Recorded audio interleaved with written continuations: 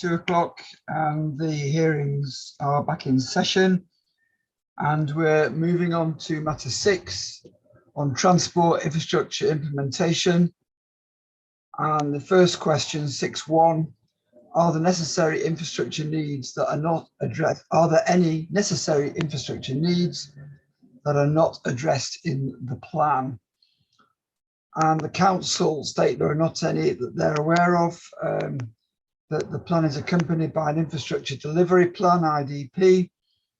There has been ongoing work with infrastructure providers to identify any infrastructure requirements.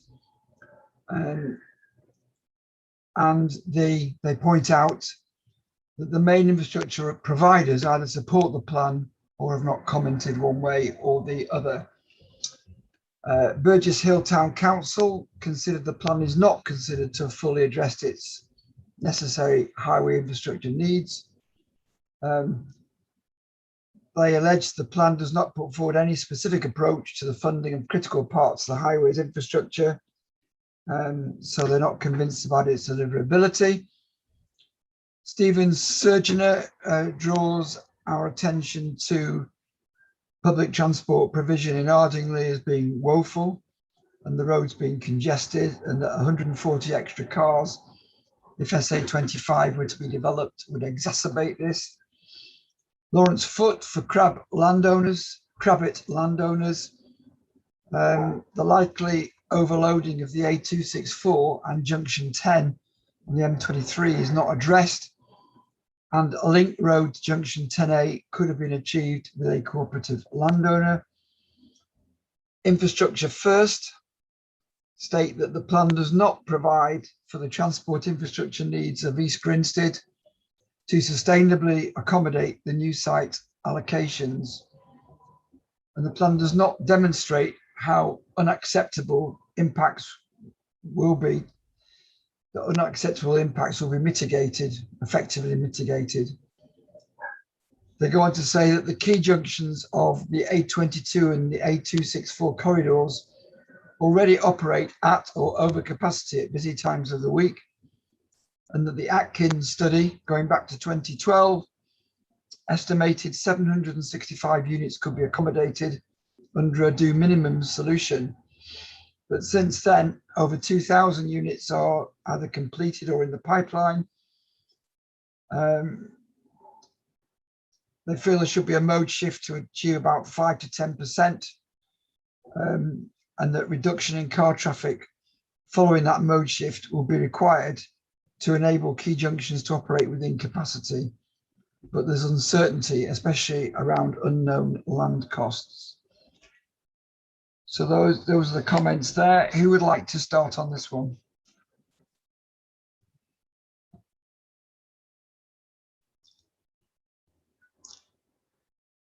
Don't all rush at once. John Litton, welcome to you. Good afternoon. My video is not under my control. Can you hear me? I can hear you, which is what's really important. I've been asked to start my video. This is a novelty that I hadn't. Oh, right. Here I am. I do apologise. Thank you very much, sir, and thank you very much for the opportunity. I thought, well, I'll get my oar in first.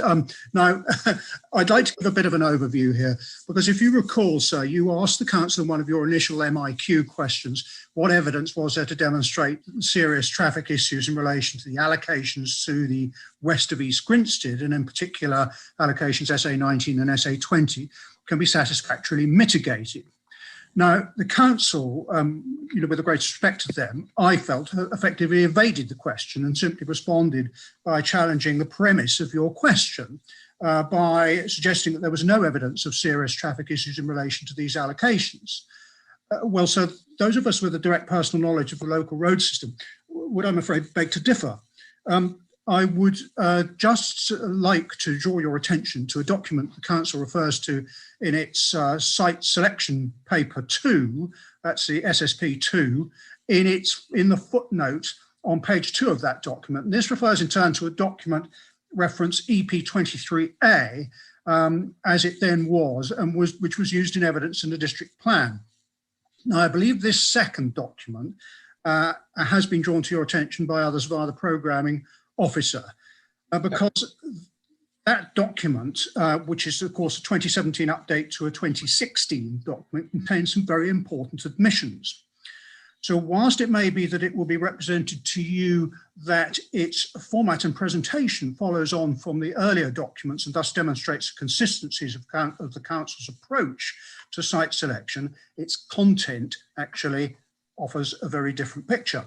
Now, in the appendices to EP 23A at table H and Q, respectively for 600 and 550 houses, the Council presents an assessment in which it concludes in each case, and I quote, "The site's major negatives relate to the severe transport constraints which affect all sites in the East Grinstead area," unquote. Now, as a consequence, their overall assessment on page 12 at paras 6 and 16 clearly state that the sites should not be allocated. Now, site Q in that appendix is none other than site SA20 now before you in this examination. Yet, what seems a very short number of years later, the Council are recommending it as a site in a highly sustainable location. Also, perhaps you could ask the Council, or maybe I can ask through you, if whatever the protocol is, why in these circumstances they have done a volte-face and now claim that there are no serious traffic issues for you to consider in relation to sites SA 19 and 20. Now, a good deal of focus has been applied to improvements on major junctions, much less to the factors I referred to in my answer to your question to me last Friday morning concerning the A264, namely the road junctions at Felbridge, Dukes Head roundabout, Copthorne Hotel roundabout, junction 10 of the M23, and the resultant issues on the major crossroads at Turner's Hill. Now, I appreciate this isn't the prime focus of the current assessment, but it might help for me also to refer you to the Council's assessment of another site in the same EP23A document, a site with the potential to deliver to 2,300 homes, and it's set out at Appendix Item E. On balance, the Council say the site has a small number of major positives, but these are outweighed by negative impacts, one of which is that the site is not being promoted. The Council say that the site would, however, be in an ideal location to assist in meeting Crawley's unmet needs. Well, sir, it's a pity they didn't show a bit more enthusiasm to the landowners' representatives at the time, because this site, sir, is none other than Crabbett Park. Now, as you may recall in our discussions last week, the Council told you that this same site was dismissed at a very early stage in the selection process as it was capable of delivering more, if you please, more homes than the Council were looking for. And with respect to the Council, sir, this, I think, was an unjustified and short-sighted position to take.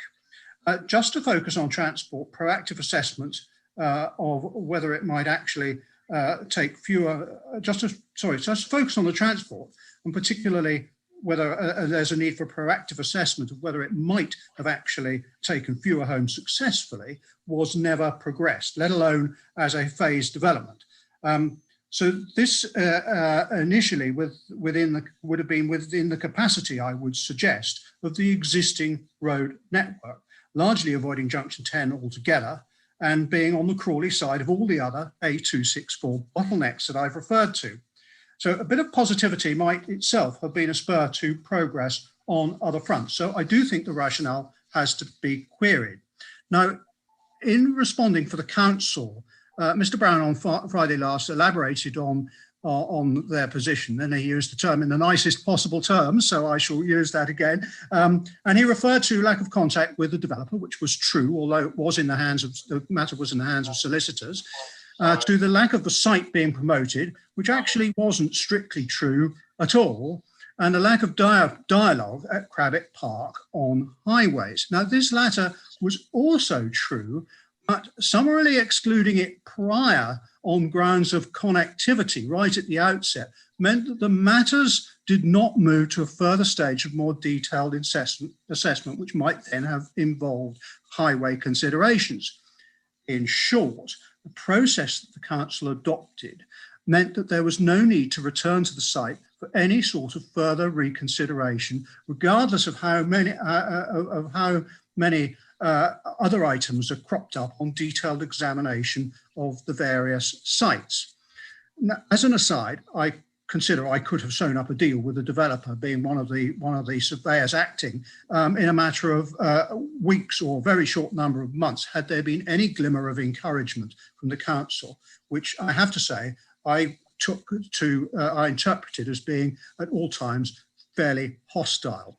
So traffic in generation in particular seems not, in the event, to have been one of the initial key considerations common to all site assessment, but one of several subsidiary tests following some higher level assessment criteria of what I would suggest is rather variable prioritization. That may explain why the council adheres now to its persistence with SA 19 and SA 20 in the teeth of acknowledged and growing evidence of acute traffic conditions, not just on the major junctions of the A22, but along the entire, and I would suggest, strategic A264 corridor. Not that it's strategic road network, but in terms of sub-regional communications, it's strategic. And it's the very spine of journey to work and access to the economic and transportation hub most relevant to existing and future residents on the west side of East Grinstead. So I don't believe any other interpretation could be put on those sort of journey to work and desire lines using the highways. So put another way, sir, it's one thing to dismiss a site simply because of lack of dialogue, promotion or connectivity. The preeminence of any one of these factors being a matter of, I suspect, rather arbitrary choice. And it's another thing to allocate sites such as SA 19 and SA 20 with known acute highways issues. And then, if you please, to justify this allocation by in effect saying that SA 19 and SA 20 won't make it any worse. Well, so I would venture to suggest that that might be on the basis that because gridlock now won't be any different to gridlock in the future and people will just have to find a way around, that might be explicable, or perhaps they're going to think of something along the way in future. But I submit that that is not a very workmanlike way forward.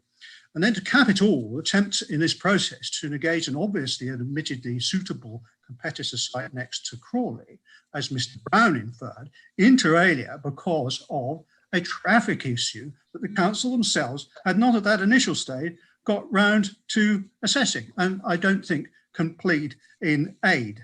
I simply suggest that this whole process needs further and better explanation, and that as transport is a pivotal front and centre issue in this whole site allocation document, it cannot simply be put to one side. Thank you, sir. Thank you. Satterwhite, QC. Good afternoon, sir. Good afternoon. Sir, can I make 2 points on this topic? Could I ask you to take up your questions 6.3? 6.3. And it's the sentence where you say, is it acceptable good practice for the highways impact of a scheme to be considered less than severe if the existing traffic conditions in the area, which admittedly not the result of the proposed allocation, acknowledged to be severe? Now, you'll be pleased I'm not going to get into the esoteric debate that Mr. Lopez formulated on Friday in relation to what that means in the context of policy. But what I do want to say is, in contrast to the representation just made, is we, on behalf of Welbeck, don't accept that there is acknowledgement of severity currently. There is unquestionably congestion, but we do not accept that there is any common ground, and I don't think you should take on the basis of the evidence before you that there is a severe issue currently. And you will recall on Friday I referred you, and I say this with great feeling, I referred you, and I know this because I dealt with 2 appeals which the allegation was made that the existing network was congested, and both times both permissions were granted in the past 5 years. You'll recall this by your colleagues. Section 78 took the view that there was congestion, but not of such a scale that it would preclude the grant of further consents.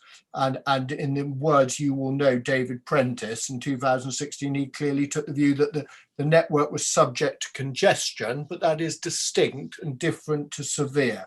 So on behalf of Welbeck, sir, we say do not accept as a starting point that the existing network is severely congested or subject to severe traffic congestion, because that is not the position as reflected by various Section 78 appeals.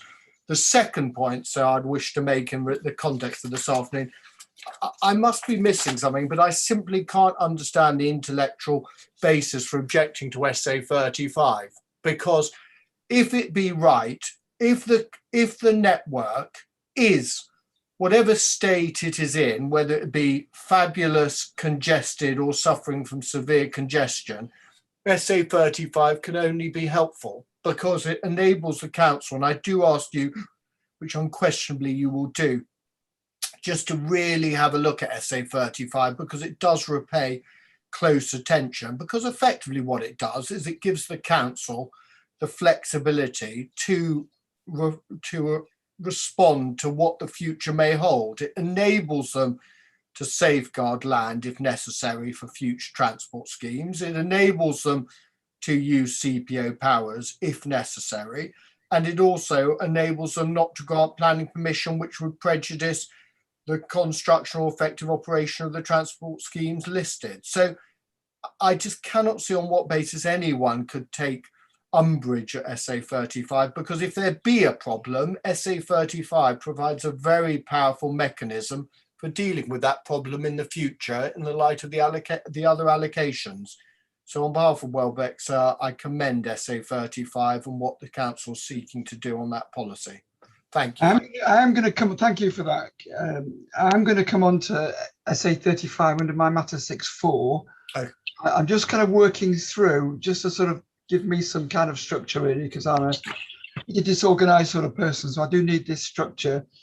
And we're on 6.1 at the moment. So if there are any more comments on 6.1, I'll take them now. And then we will come through and we will come to the both 6.3 and 6.4 in due course. But thank you for that. Mr. Keane next. So thank you. Can you hear me? I can hear you. Excellent. Good afternoon. Thank you. And so, as you know, but others may not, I'm Graham King, Queen's Counsel. I'm here instructed by Vale Williams on behalf of the two landowners of the SA9 Science Technology Park allocation, Decorah Southern Limited and Wurtleford Trading Company Limited. And so I have with me today two of the people that were here yesterday, Mr. Tim Britton of Connect and Mrs. Suzanne Holloway, Vale Williams, who will speak as necessary as we go along. So before I make it, just got a couple of very brief points on your Roman 1 item. Before I do, I'm grateful to Mr. White for, as ever, cutting to the chase and jumping ahead to the third item on the list. I was going to say, making him in the adopted his submissions, and I might have some more to say, but it looks like you may have given Mr. White an opportunity to say a little bit more later when 3 comes back. I think I have, yes. But so staying with item 1, the statement of common ground that you'll be familiar with from yesterday and your reading otherwise, between Highways England, West Sussex County Council's Highways Authority and Mid Sussex District Council and my clients, describes, as you know, the detailed collaborative work undertaken, particularly over the last year or so, to assess the traffic impact of allocation SA9, the Science Park. You know, so there's an agreed mobility strategy, which first of all seeks to prioritise sustainable travel options. And then next, there is an agreed phased package of physical mitigation measures, which will improve capacity at key junctions, including 2 junctions on the A23, and as a result, result in no severe residual cumulative impacts. And so, as we mentioned yesterday, importantly and confirmed in the Statement of Common Ground, those physical improvements have been subject to stage 1 RSA, road safety audits, and there is agreement as to the acceptability of that work. So it's a short point, short answer, no issues remaining as far as we're concerned in relation to the Science and Technology Park allocation SA9. It's common ground with Highways England, with the county, with Mid Sussex, that there are in principle design solutions to any physical measures required. I'm going to look at Mr. Britton, see whether he wants to add anything. I don't think he does. So unless Mrs. Hoffman wants to add anything, I can. No. Right. Thank you for that. Thank you. Right. Staying on 4.1. Sorry, staying on 6.1. Juan Lopez, would you like to come in? Good afternoon, sir. Thank you. And just to introduce again, Mr. Martin Wedderburn of Wedderburn Transport Planning, who I'll turn to Sir in a moment, just dealing briefly with your 6.1 matters. So in short, in relation to your question regarding needs outside of or not addressed in the plan, well, in terms of the focus, it is the infrastructure delivery plan. And we say throughout our matter statement and strongly make the point that it's terribly thin and rather unexciting in terms of what it speaks to. And so what it means in the round, and it cuts across a number of points that we make throughout our statement, I don't want to rehearse that now, but is that when you turn to the detail with regard to the commitments that we would seek to come forward in order to provide some form of mitigation before you trespass into the argument about residual cumulative severity, are all eyes on the A264 and separately the A22 corridor improvements or the capacity for such. And the infrastructure development plan says nothing about, in terms of either of those two theoretical schemes in terms of what may be delivered. I can park that under the headline of deliverability. And separately, and this is a matter that Mr. Wedderburn spoke to lightly on his last occasion, I think, in terms of affordability and costings of any particular scheme mitigation that may come forward. And so within the context of our concerns that really fit under your 6.3, I'm going to park those for later. We are very concerned in terms of the lack of detail. It is chronic with regard to A264, A22 improvements. So there are other matters that I probably will round off on, so bear with me very shortly after Mr. Wedderburn, and then I'll pick some final headline thoughts up then. I'll just turn the camera for a moment. Mr. Wedderburn joins me. Good afternoon, Mr. Wedderburn. Mr. Wedderburn. Good afternoon, sir. Hope you can hear me well. Just to pick up on Mr. Lopez's points, what is referred to as the A264, A22 corridor improvements as an uncosted item in the list of measures in the infrastructure delivery plan is basically very similar to, as we discussed on Friday, the Atkins do minimum schemes, junctions of Filbridge Junction and the Lingfield Junction. There is also the bus priority measures that have been scoped by West Sussex Council. Contrary to what we heard on Friday, this being referred to as a committed scheme, is by no means committed in the district plan. These schemes are not within the model used within the DPD evidence base, neither in the reference case nor as mitigation measures for sites SA 19 and 20. And they only feature, as I said, as single line items with no costing within potential delivery items for East Grinstead. As such, by no means do we regard them as committed and deliverable. I'd also like to point out, because we heard several times on Friday, the 765 homes figure that keeps cropping up from the original Atkins study, as we made clear in our matter statement. Just to reiterate this point, the houses that have been subsequently delivered, committed, or are now in the pipeline are well in excess of the 765 originally deemed to be the threshold. So I'll reiterate that point. In terms of the package of measures on A264, the selective highway capacity improvements similar to Atkins do minimum scheme and the bus lane are sort of presented as a package by Mid Sussex Council. And this is, I would argue, a slightly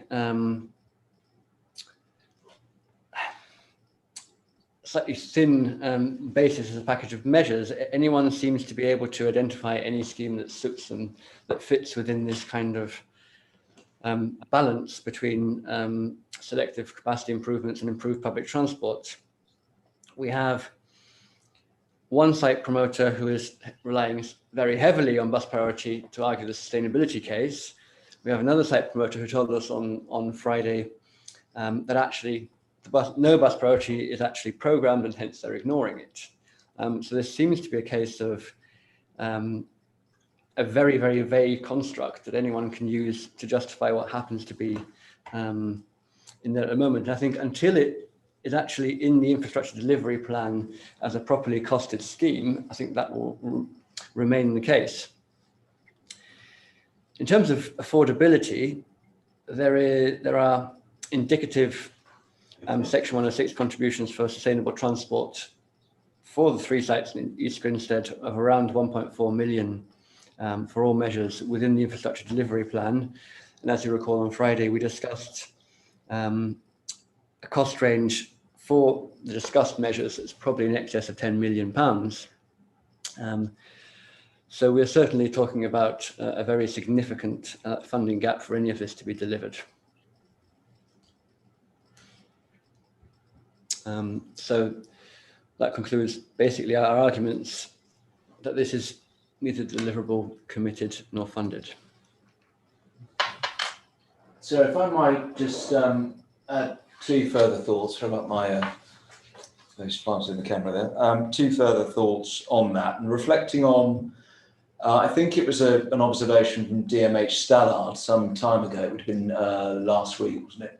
Where it was suggested that what was being put forward in support of the allocation SA20 was effectively oven ready, as if it were a planning application. Well, of that we say, if it is that there has been so much collaboration between the promoter, site promoter, and West Sussex's Highway Authority, it is rather surprising at this given stage that you don't have before you now, in transportation terms, any well-formulated, structured, detailed, and again, turning to Mr. Wedderburn's concerns on deliverability and affordability, transport scheme for the A22.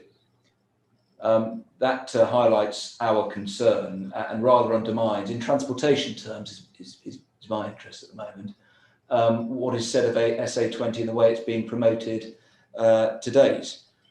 Separately, sir, there is the issue on costings. As things stand, as an evidence base, if you like, Mr. Wedderburn has given to you his worked up figure or bookend figure regarding the costings for mitigations to come forward. And so far, you'll appreciate that I've been away from the examination for spells of it. But so far, my understanding is no party has come forward to challenge the figure that Mr. Wedderburn has produced and worked on, still less produced any alternative figure. So if that be the case, the margins that Mr. Wedderburn was working to was between 10 to 18 million. You'll recall that evidence being given to you. And so far as the infrastructure delivery plan is concerned, you'll see that it provides for a margin that falls well short of the lowest bookend margin to that costings figure. So as things stand, your conclusion ought to be, respectfully, that there are real concerns that cut across both deliverability and affordability in terms of mitigations that may come forward, accent on the may. So those are all our concerns for now in terms of 6.1 further to our statement. Thank you. I'll take Paul Cranley next.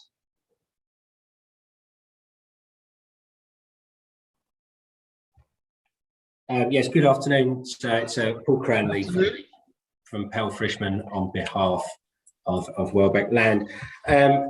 I'll reserve a number of points and comments for matter 6.3.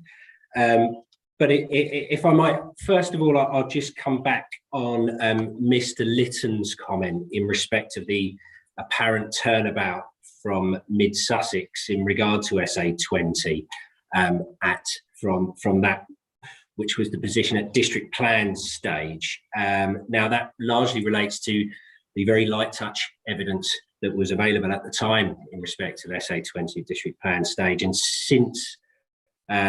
since that time in 2017, we have been working with West Sussex to develop a transport strategy to support SA20 and submitted the evidence for this appended to our hearing statement.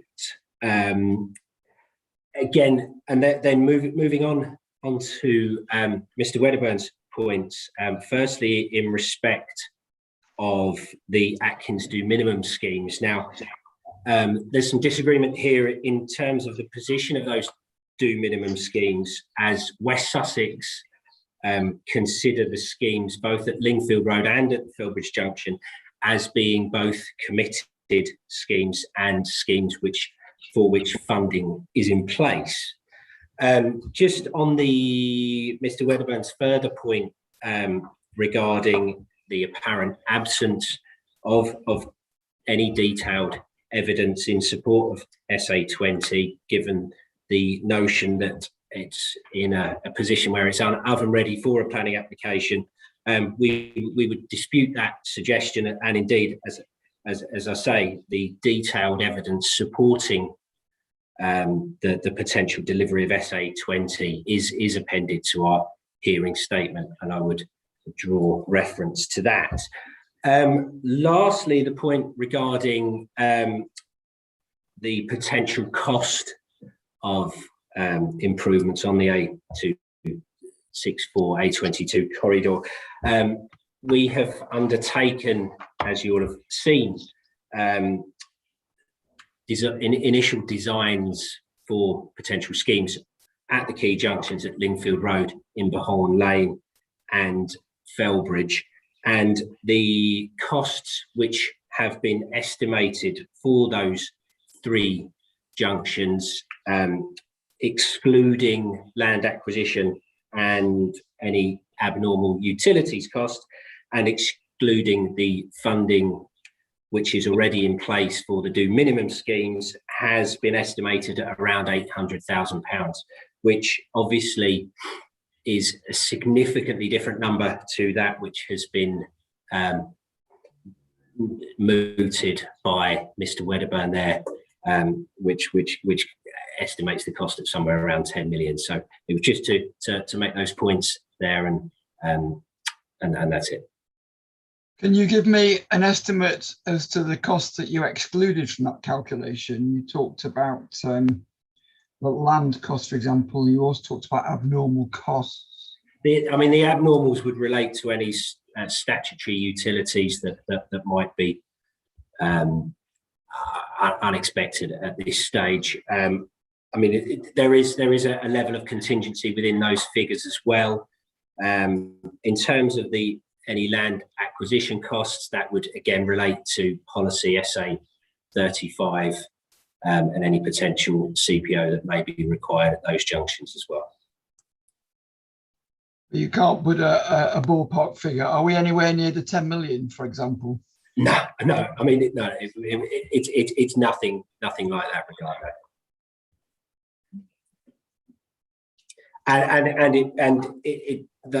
Those would only be if third-party land is determined to be necessary, which obviously would be something that would be established at the planning application stage. Thank you. I'll take Councillor Ian Gibson next. Yes, good afternoon, sir. I'll restrict my comment to 6.1, although I would like, as a member of Worth Parish Council, to answer your question this morning of, is the M23 the boundary of Crawley? And the answer on the other side is Mid Sussex. The point I'd like to make under 6.1 is that you've heard from Mr. Litton that the A264 is a number of junctions, and the Duke's Head junction, which is where the B2028 crosses the A264, is not included in any of the plans at the present time. The queue lengths at the Duke's Head in particular going north on the B2028 can equal those which you might find down in Felbridge. So I think it is an omission from the plan that there is no relief plan for this as part of the introduction of the extra housing, both on Imberhorn Farm, on Crawley Down Road, and also in Crawley Down. Thank you. Thank you for that. Does anybody else want to speak on 6.1, or do the council want to just mop up on points that have been made?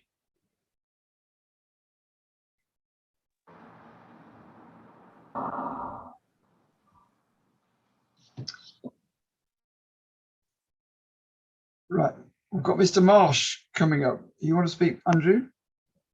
Lopez has put his hand up, sir. Mr. Lopez. So thank you. Very shortly, Mr. Wedderburn has just some observations on the figures that were presented by Mr. Cranley. So if we might just very briefly, Mr. Wedderburn. Yeah, just to say we're looking at the 800,000 figure. I would remind you that the Atkins study done in 2012, which many people have referred to and have seen as the basis for this work. Just for example, the Lingfield Junction scheme there had a price for infrastructure at the time, excluding utilities, of 1.2 million in 2012 prices. It's about 1.5 million in 2018 prices. If we present that figure the same way as it was presented for the Tunbridge Hythe bid, the way the local authority would look at it, namely including design fees, including a certain risk allowance, and including client fees, we're looking at a figure in today's price of around 3.4 million. So just to put in perspective what the Atkins figures in today look like compared to what we're being told can be delivered. Thank you. I'll bring Paul Cranley back to answer that. Thank you, sir. Yeah, I think there's some slight misunderstanding. Particularly, I'll use the Lingfield Road junction there as an example. I believe what Mr. Wedderburn is referring to is the might well be the Atkins do something schemes, which are not obviously what we're talking about here. The cost, for example, at that junction that we have estimated there is the difference of the scheme which we have identified at the junction relative to the Atkins do minimum schemes, as I said, which is considered by West Sussex to be a committed scheme and with funding in place. So effectively what it is there is the funding gap between the upgraded scheme which we would be proposing relative to that which is already a committed and funded scheme in place. Right, okay, thank you for that. Right. Does anybody else wish to speak on 6.1? I'm taking it the hands that are raised are hands that have not yet come down. Let's move on. Does the council want to come back on any of these points? Sir, I'm very grateful to Mr. Cranley. I think he's actually covered everything that we would otherwise have said. So other than to say that we can confirm that our understanding is as his is, no, I have nothing further to say. Thank you. Okay, we'll move on to question 6.2, which is sewerage, flood risk, water supply issues. Are any of these significant constraints? Can they be overcome? Can they be described as showstoppers? Should the plan include a water efficiency policy as recommended by Natural England? Should the plan include a water supply wastewater infrastructure policy as recommended by Thames Water? So we've got two key consultees here suggesting further policies. The council's response is that none of these strategic constraints are showstoppers, that the sustainability appraisal identifies around 2.7% of total land area. I presume that's the district at high risk, but there is a deficit in water supply, as in much of the southeast, of course. That new investment is needed for existing sewage infrastructure. The Gollard's Green wastewater treatment works is identified as having constraints with regards to capacity and odour mitigation work, but that's nearing completion, and that will be able to accommodate, for example, all the Northern Arc development. Environment Agency has supported the allocations where there are potential flooding issues shown. So that's the council's position. Lawrence Foot for Crabbett landowners that are on the site there at Crabbett Park, on-site treatment provision is feasible. Are there any further comments on that, or can I move on to a slightly more controversial question? I am happy to take anything on 6.2, obviously, that's why I put it in. In which case we'll move on to 6.3, where we're talking about the strategic highways network. And I ask a series of questions there, and also are some of the studies that are looking into the capacities and acceptabilities, are they flawed? Should the cumulative impact be the determining factor in assessing traffic impact in relation to the impact of a specific housing allocation? And this will become up a few times. Reference is made to a recent study by WSP. Now, I was told last week that this study is in fact dealing with other matters and is not therefore part of the evidence for this plan. And the council's response to my question is that mitigation is proposed on the strategic highways network, and they name a number of places where that is happening. A23, A2300, southbound on slip at Burgess Hill, primarily to address the impact of SA9. Also the A27 just further south, and the B2035 Anstey. Also rigorous safety audits reflected in an updated statement of common ground. The council also state that a full safety review identifies 3 junctions where mitigation is appropriate to address the impact of the plan, and there are no obvious barriers to delivery. You mentioned the 3 junctions. I don't know if 2 of the ones are the ones I've already mentioned. I just wonder what the 3rd one is. The council also state that they commissioned the Sistra model to build the Mid-Sussex Strategic Highway model to underpin the Mid-Sussex Transport Strategy. That they say it's in accordance with standard good practice and it's validated by the Department for Transport. The model also defines severe and significant impacts, and there's in fact a table that shows that. The Strategic Highway Model and Transport Study have been validated both by the Highway Authority at the county level and Highways England as being robust and fit for purpose, and are entirely consistent with best practice elsewhere. The council go on to state that in order to determine the impacts of this plan on the road network, a baseline was defined from which additional impacts could be identified, and the assessment is therefore cumulative. Regarding the WSP study, the council argue that it does not form part of the evidence base for the plan. It was commissioned for an alternative purpose. And a number of other people have written in on this one. Felbridge Parish Council's concern is that the Strategic Transport Assessment Report had not been scrutinised by Surrey County Council. Obviously, this is border territory where Surrey are very much involved. The Parish Council believes that the output of the more detailed WSP model might be more informative. The inclusion of sites 19 and 20 is unsound, as proportionate data has not been used to justify them, and also that the cross-boundary strategic matters identified in the Statement of Common Ground have been deferred rather than dealt with, and the plan is therefore not effective.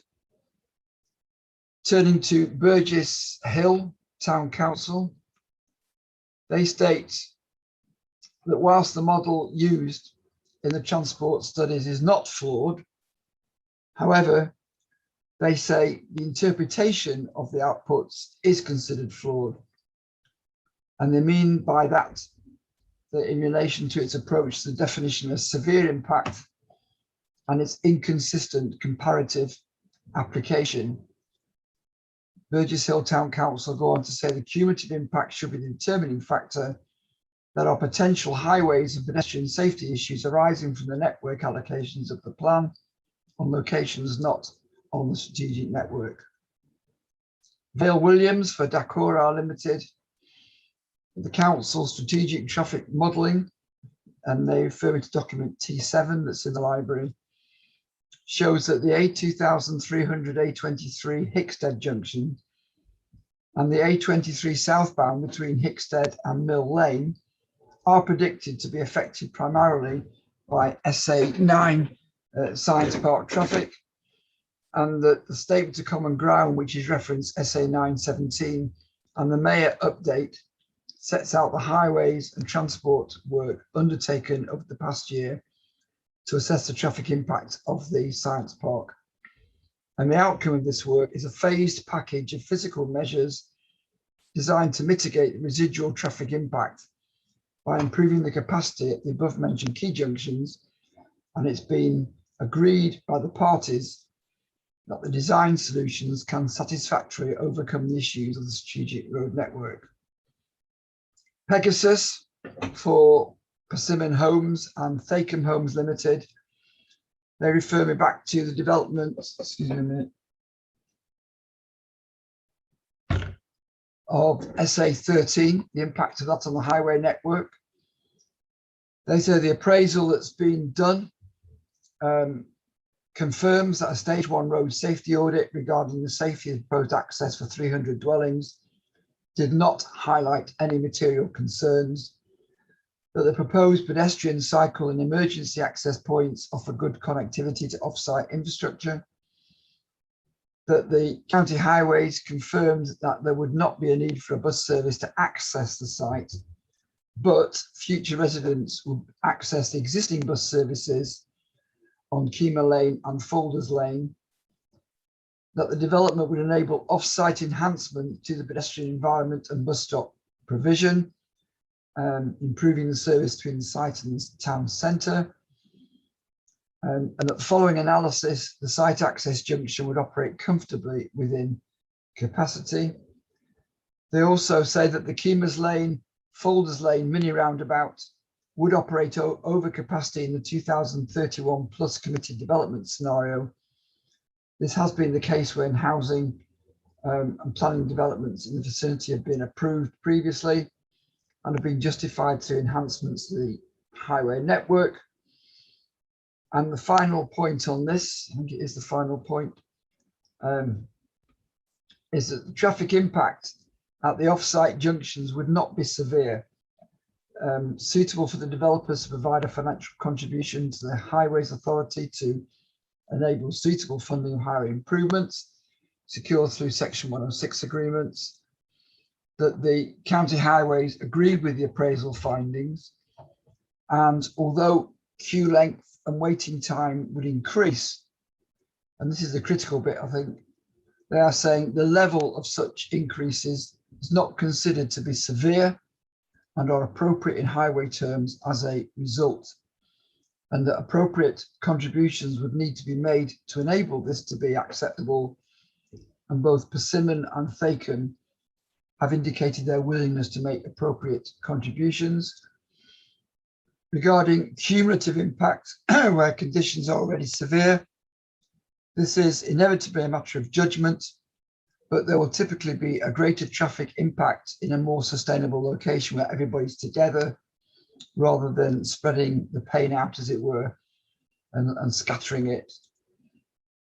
So their last comment is that whilst it is not considered that traffic conditions at and around SA13 are currently severe, even if it were, this should not imply that the location is inappropriate for residential development. Whilst traffic consideration is a consideration, while traffic impact is a consideration, It needs to be balanced alongside the wider sustainability considerations, especially when the proposal can offer enhancements to public transport, pedestrian networks, and other highway networks, as is the case with SA13. Just one or two more. But Boyer planning for Barratt, the TA in relation to SA19 undertook extensive traffic modelling of the A22-A264 signalised junction and concluded that it forecast to operate at capacity with minimal impacts arising from the proposed development.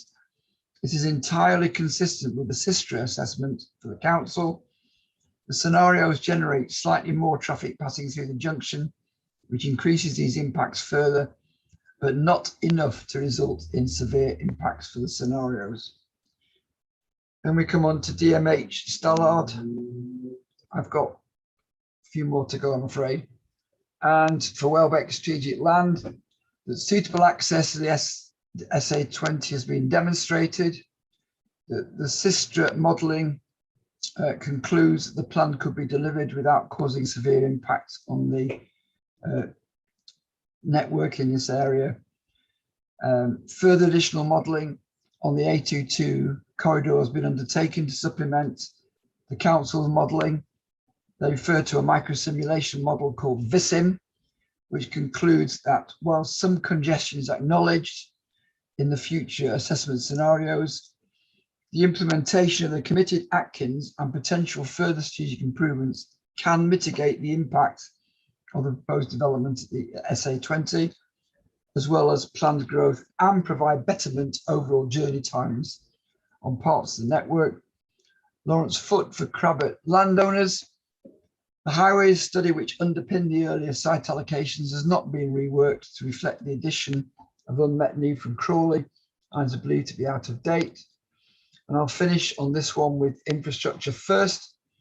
They refer to the Road Safety Review Report, tell me which it was not published until after the Regulations 19 consultation. I feel that is giving them no opportunity to engage with stakeholders, residents and professional bodies, and therefore the approach has been flawed.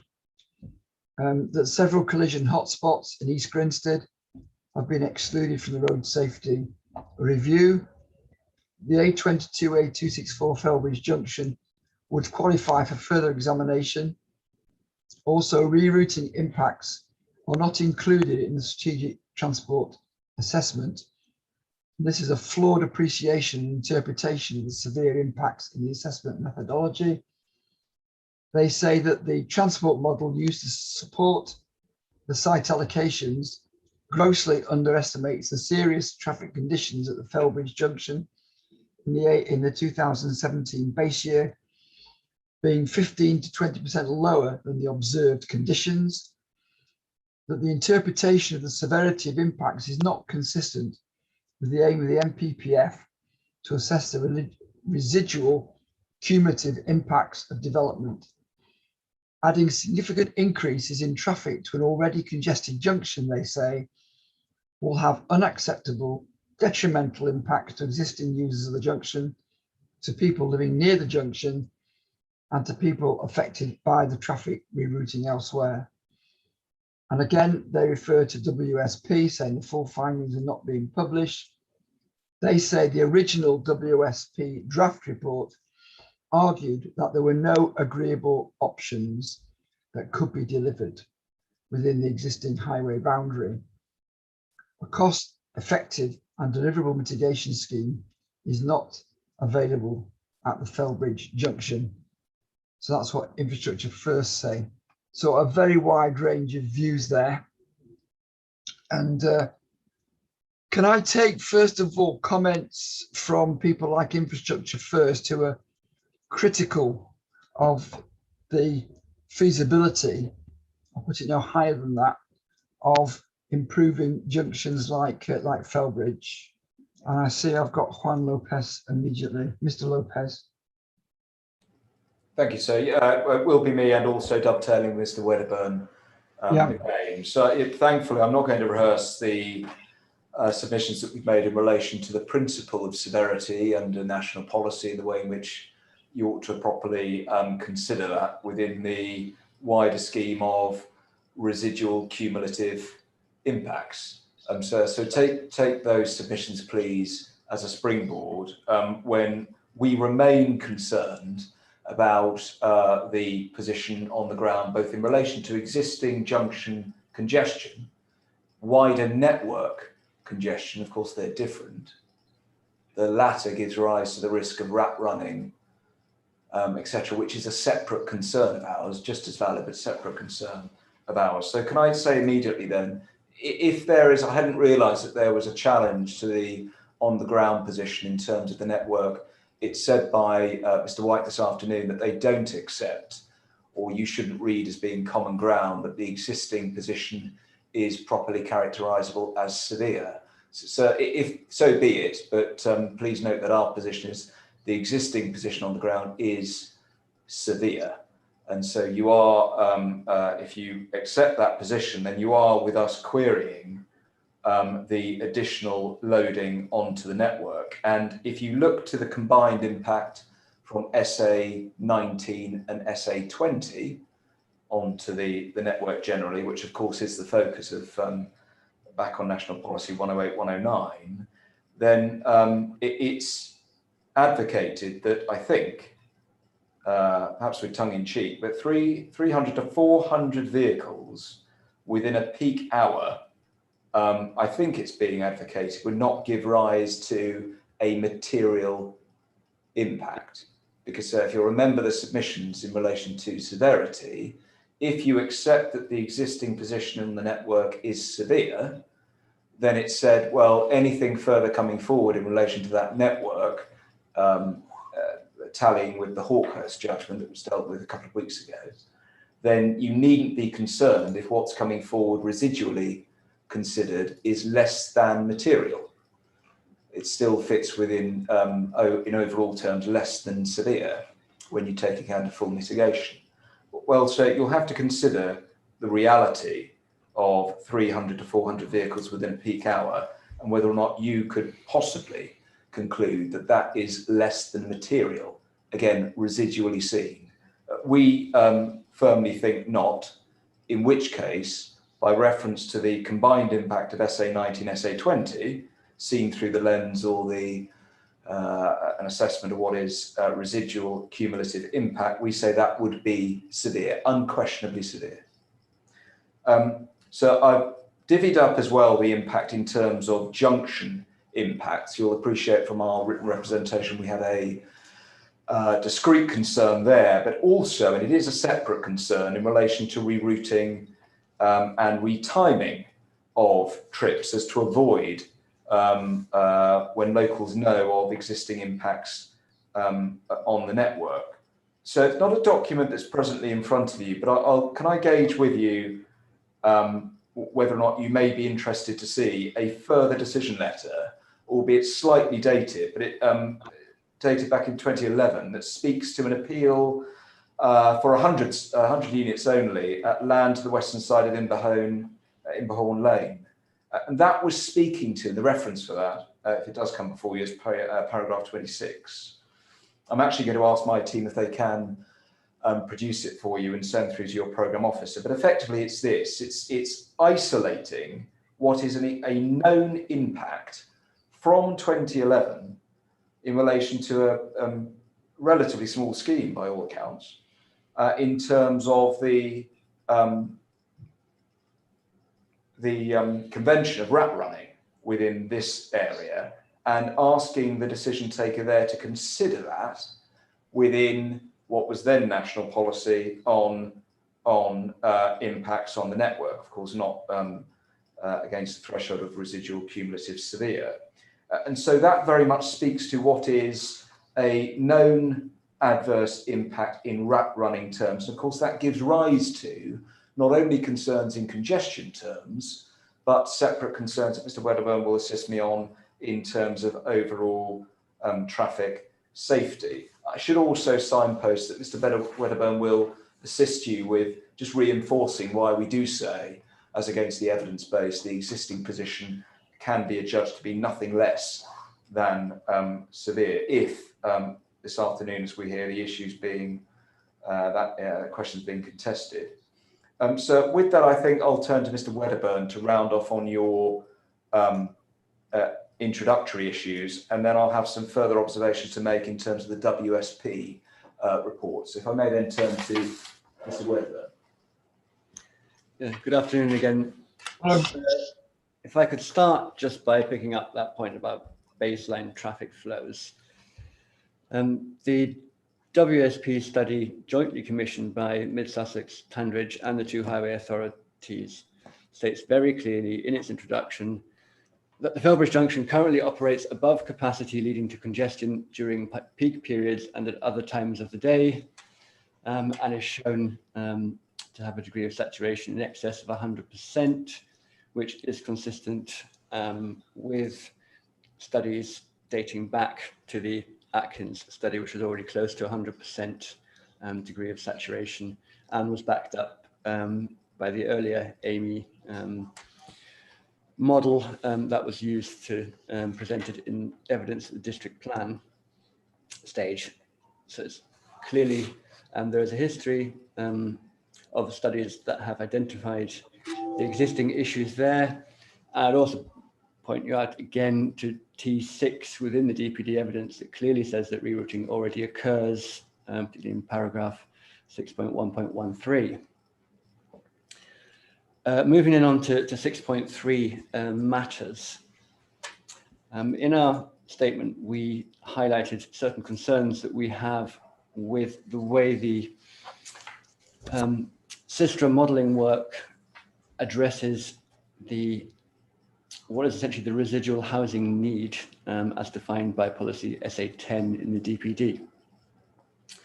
It's our understanding that the purpose of the modelling work is to demonstrate the cumulative residual impact of the district plan housing allocation plus the DPD housing allocation. And we have concerns that the district plan and the DPD use very different reference cases and therefore not measured against a common measure. The district plan was based on the AMI study, the reference case housing allocation of 10,365 dwellings, 2031, and then several development scenarios were tested, including, for example, the alternative development case with a total allocation of 16,578. The subsequent work by SISTRA using the updated model was assessed against a reference case of 11,441 dwellings. That's almost just over 1,000 dwellings higher than the original reference case. We believe the onus should be on the transport consultants undertaking this assessment to present the impact of the district plan and the subsequent additional impact of the DPD allocations against a common reference case. In practical terms, this could be achieved by developing a common reference case scenario against which to present them both, that matches the one previously assessed. Just to make this absolutely clear, we're not disputing in transport modelling terms the rationale behind updating the reference case after a period of 3 to 4 years.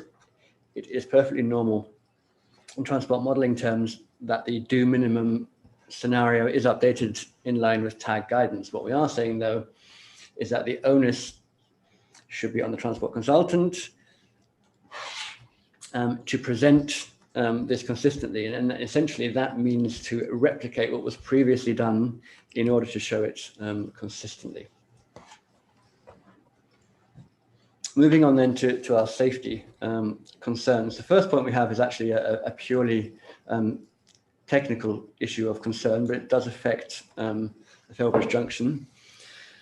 The as you'll see from paragraph 1.1.2 in the road safety review and from figure 1, the collision analysis uses only data from Mid Sussex district, which is rather unfortunate for junctions such as Felbridge, which lie on the boundary. Just to say, it would be standard practice when identifying collisions around the junction to collate all collisions identified as linking to that junction, regardless of where they lie in local authority boundary terms. More fundamentally, we take issue with the two criteria used as the basis for the road safety review.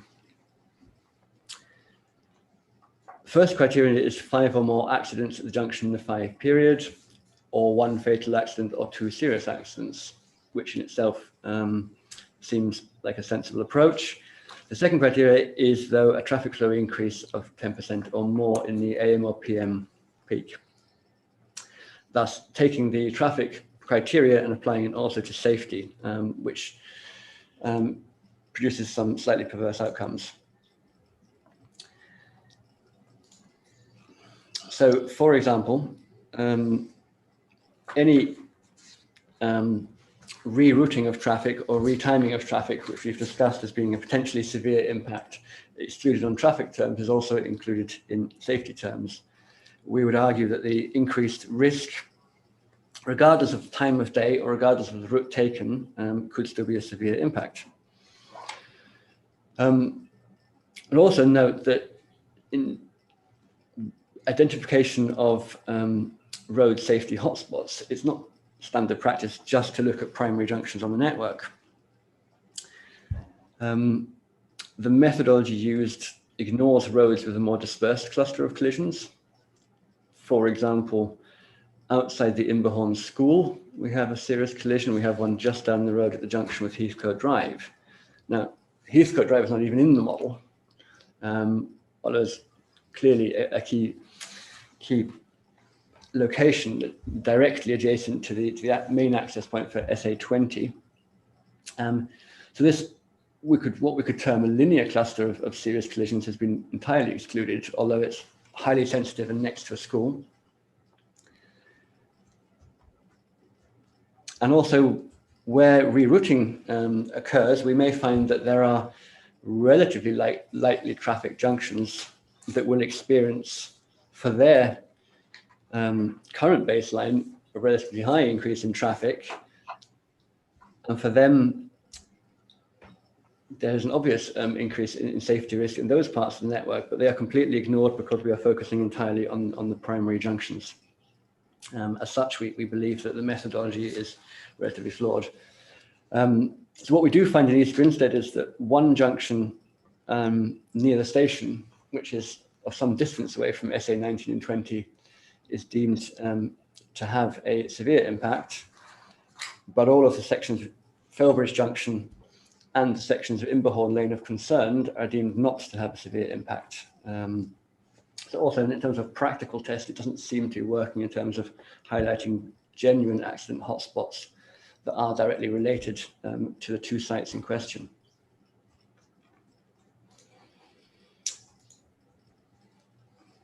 Before we move on to the WSP study question, you'll note from our matter statement that we have some concerns as well in relation to the transport model. We've mentioned that the existing congestion at Felbridge is of a concern.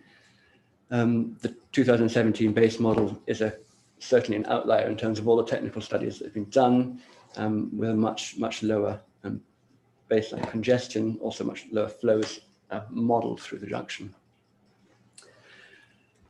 I'd also point out, I think, as well, that in terms of significant rerouting, we discussed this slightly actually on Friday with Guy from West Sussex. So the sister report acknowledges that rerouting because the junction is over capacity. But rerouting is the only behavioral response available in that model. And to a certain extent, we said it could, in reality, it could include suppressed demand or retiming of trips and so on. And as such, I'd just like to maybe point out as well that the wording of T6 does also seem to acknowledge that when they talk about rerouting around paragraph 6.1.10, a lot of the wording says in the model this appears this way, or in the model that happens. I think that's a tacit recognition that a strategic transport model with a relatively coarse representation of the network around East Grinstead is probably not the appropriate tool to actually model the rerouting impacts in any kind of detail. And to a certain extent, we would therefore argue it's probably not fit for purpose in terms of measuring some of the most serious impacts that we're seeing from this, from the Felbridge Junction congestion. I'll pass back to. Quite a lot of people waiting to speak. I just wonder how quickly you can be on this, because I've got a number of people with their hands up at the moment. We've got quite a queue, talking about queues. Have you got much more to say? I have nothing more to say. Mr. Lipp, I think wanted to mention something. All right, okay. So just two very short points. I appreciate the queuing behind me. Just firstly on the WSP report issue. So your question, to remind others politely, is reference is made to a recent study by WSP in relation to traffic conditions in the East Grinstead area. What were the principal conclusions of this study? Not do you consider the WSP report to be irrelevant or for some reason shouldn't come before you? So we have pitched this perfectly fairly for the council, I hope, from week one. And some confusion now, I'd understood the council's position was that it shouldn't come forward because it's still in draft form, which didn't respectfully make any sense to us. Since it on its face is a complete work. There may well be later some updating or addendum to be done, but the report can be produced now in answer to your question. But sir, it seems now that it's being suggested that the report itself is irrelevant for your purposes because it doesn't bite on the Mid-Sussex administrative area. Well, sir, our understanding is clearly that isn't correct either. And so we know from a quick peek on Tandridge's website that they've produced, and it's on their website, a feasibility assessment note, very short document, appears to be one page to me, feasibility assessment note dated December 2018, which makes crystal clear within that it bites on Tandridge's administrative area, of course, but also Mid-Sussex's. No surprise to us in that. It also extends to consideration of the Felbridge Junction, again to us, no surprise there either. And if you dip into the report, and of course we append to our representation the executive summary, if you dip into it, paragraph 2 itself confirms again consistently that it relates to not only Tandridge, but also to the Felbridge East Grinstead area. So I'm afraid we don't accept, if this line is being maintained by the council, that is correct. And I'd ask, through Mr. Brown, I'm sure, to take instructions on that, because the documents on their face show the position to be something different. And I'd rather you walk away, sir, from this examination with, I'm sure we all would, with a correct state of affairs as to the terms of reference, as you like, as to how that report was produced and what issues it is going to. We think it's abundantly relevant. Apparently, so does your question. We would politely ask all parties to use best endeavours to answer it for you. So our question mark is outstanding on that. That's first point WSP report. And you'll be aware that as a headline behind WSP, of course, that the recommendations and the findings were not favourable in terms of the council's position, both in respect of its recommended option 3 and recognition that the junction, Felbridge Junction, will be operating at an overcapacity at year 2031. So that's WSP, and very shortly back on cumulative severe impacts in terms of 109 MPPF, but also 108 in terms of effectively costed mitigations that may come forwards. Of course, 108 is also, paragraph 108 MPPF is also infringed by the embargo that's in front of you, because you don't have the material information in terms of costings, and ergo you can't find on affordability and deliverability. So you don't get to, you're not assisted if you like, by the evidence base the council are relying on in 108 MPPF terms. But before we get to that sort of level of scrutiny, you have our underscored position through Mr. Wedderburn, that we adopt the position as a starting point that the network is severely congested. Thank you for that. I'll bring in Jeremy Clark next. Hello, sir. Good afternoon. I would just like to come to your first question about deliverability of improvements at the Star Junction, and in particular that Atkins 2, the recommendation to have 2 lanes turning south at the junction, was actually implemented during the 1990s by Surrey Highways. So in fact, before Atkins 2 even suggested it in 2012. The reason it was very short-lived, it lasted for a couple of weeks, was it resulted in a very large number of minor accidents that actually blocked the junction. This is as a result of traffic in the right-hand lane turning right, seeing queuing traffic backing into the junction.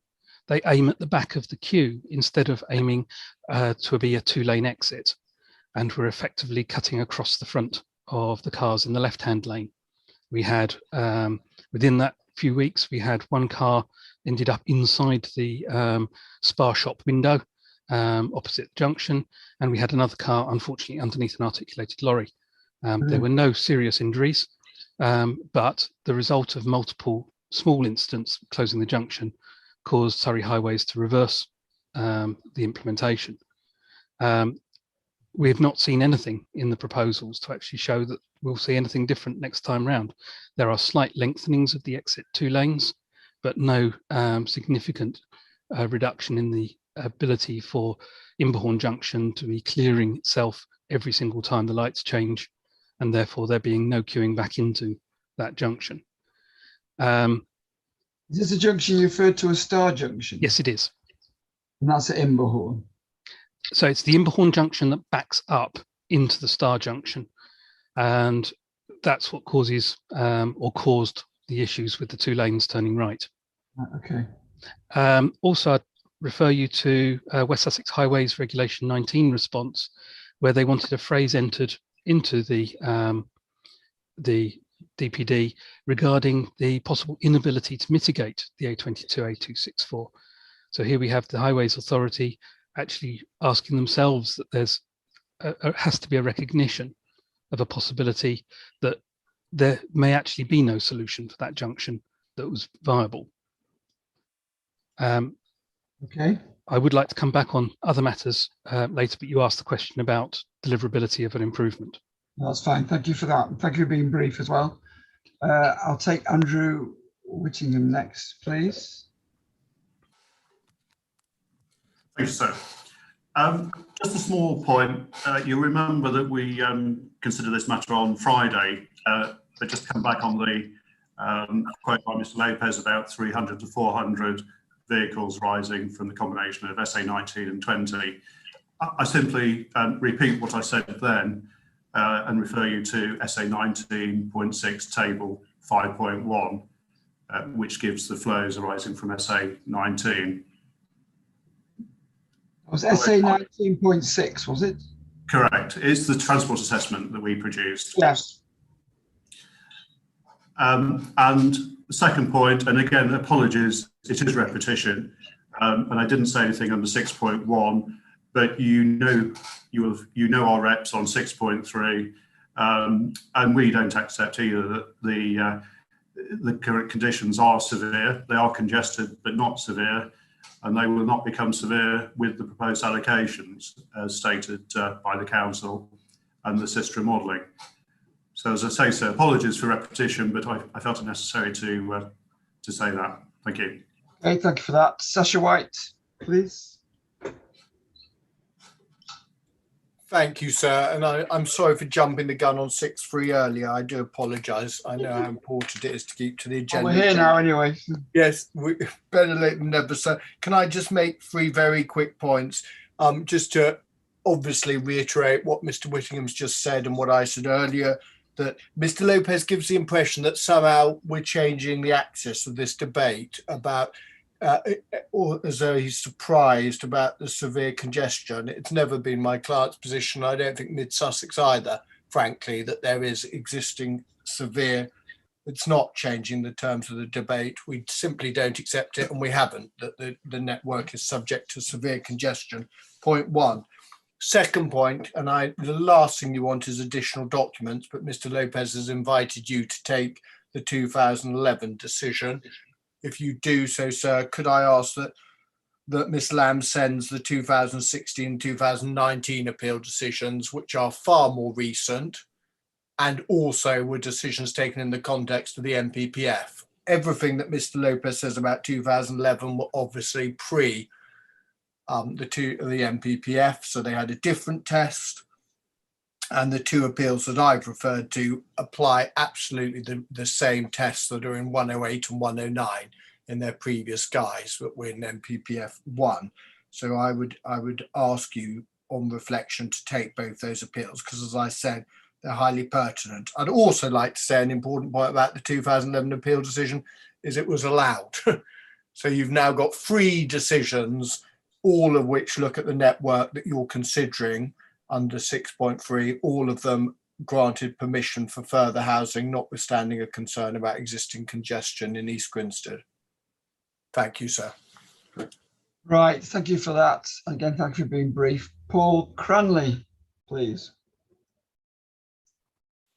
Yes, thank you, sir. It was just, again, I'll be as brief as I can, and there's 3 quick points here. First of all, following up from Mr. Whittingham's point on the number of movements that Mr. Wedderburn had mooted at the Felbridge Junction, I believe the figure was 300 to 400. The work we've been doing in respect of the modelling with West Sussex has identified 117 movements at that junction generated by SA20 in the AM peak and 119 in the PM peak, and this was both with no allowance for any discount associated with potential modal shift towards sustainable travel mode. So obviously well short of the 300 to 400 figure that had been suggested.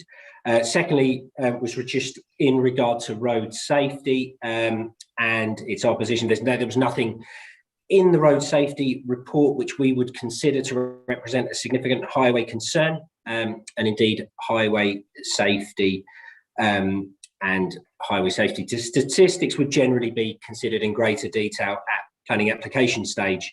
And then thirdly and lastly, and I'll try not to be too repetitive on this, because obviously we discussed it on Friday, was just in regard to a lot's being made of the Felbridge Junction in isolation and the WSP modelling thereof, and it's just to say that to fully understand that the operation of this part of the network, a corridor model is the appropriate tool which is required to test and assess the impact of development here, which again is actually acknowledged within Infrastructure First's representations, and such a model is provided within our the information appended to our hearing statement.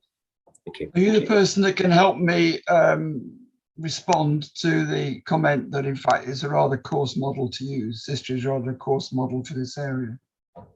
I think mid Sussex or West Sussex would be the appropriate persons to comment fully on that. Our position on the Sistra model is that it's a district-wide Saturn model, and as such it's considered to be appropriate and fit for purpose for use within the context of a district-wide site allocations DPD.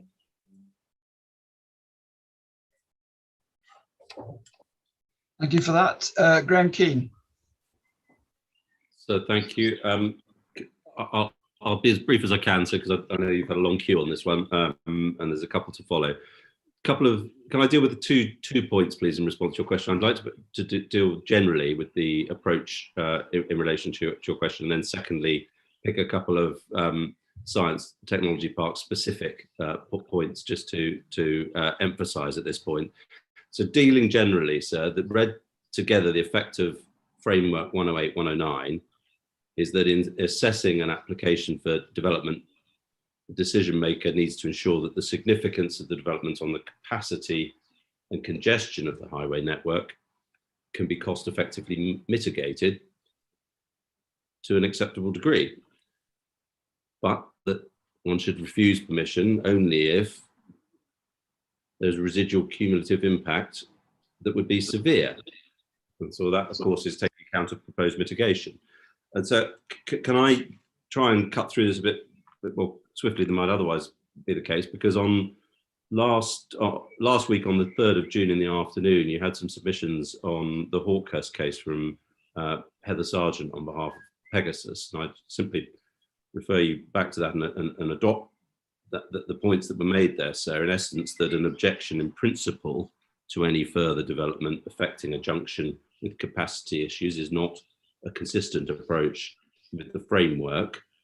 And what needs to be done is a case-by-case assessment of whether particular impact caused by a particular development could be treated as severe. And therefore the framework at 109 necessarily requires a consideration of whether the residual cumulative impact of the proposed development is severe, and not simply whether the existing or projected congestion without the development would be severe. So it's a question of judgment. And you've heard Mr. White just now point you in the direction of some more recent post-framework Section 78 decisions, and I adopt that approach too. So then turning to the couple of points I'd like to make in relation to the STP, in relation to question 6.3. So we know that the county as Highways Authority guidance identifies the development that should be included to ensure cumulative impacts are considered. We know that the Mid-Sussex Transport Study modelling assesses proposed and existing allocations, it assesses approved development, and it assesses associated committed highway and transport network changes. And so the evidence demonstrates that there are no remaining severe impacts post mitigation in relation to the SA9 allocation.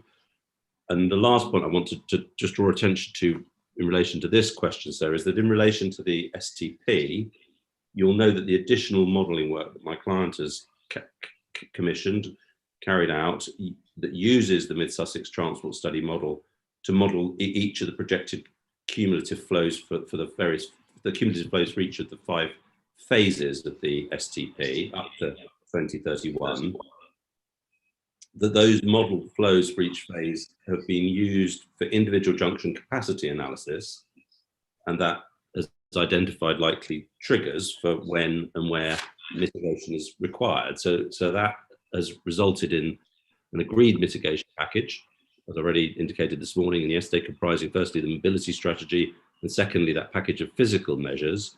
And so the important point, last point from me for now, in relation to that package of phased measures, is that the key point, sir, is that it incorporates flexibility in relation to the scale and timing of each phase, in conjunction with the traffic modelling and the traffic assessment that's to be done on an ongoing collaborative basis with not just the county as Highways Authority, but also, and of course, with Sussex, but also Highways England. So those are the points I wanted to draw out in relation to 6.3. I'm just going to look at Mr. Britton, see if he wants to add anything. No, so not unless you have specific questions, Mr. Britton. I'd like to make progress here, and I'll ask Ben Moorhead to come in next. Thank you, sir. I'd just like to reiterate agreement with Mr. King QC and Mr. White QC with respect to their comments. Very briefly, I'd just like to add with respect to what Mr. Keane QC just advised.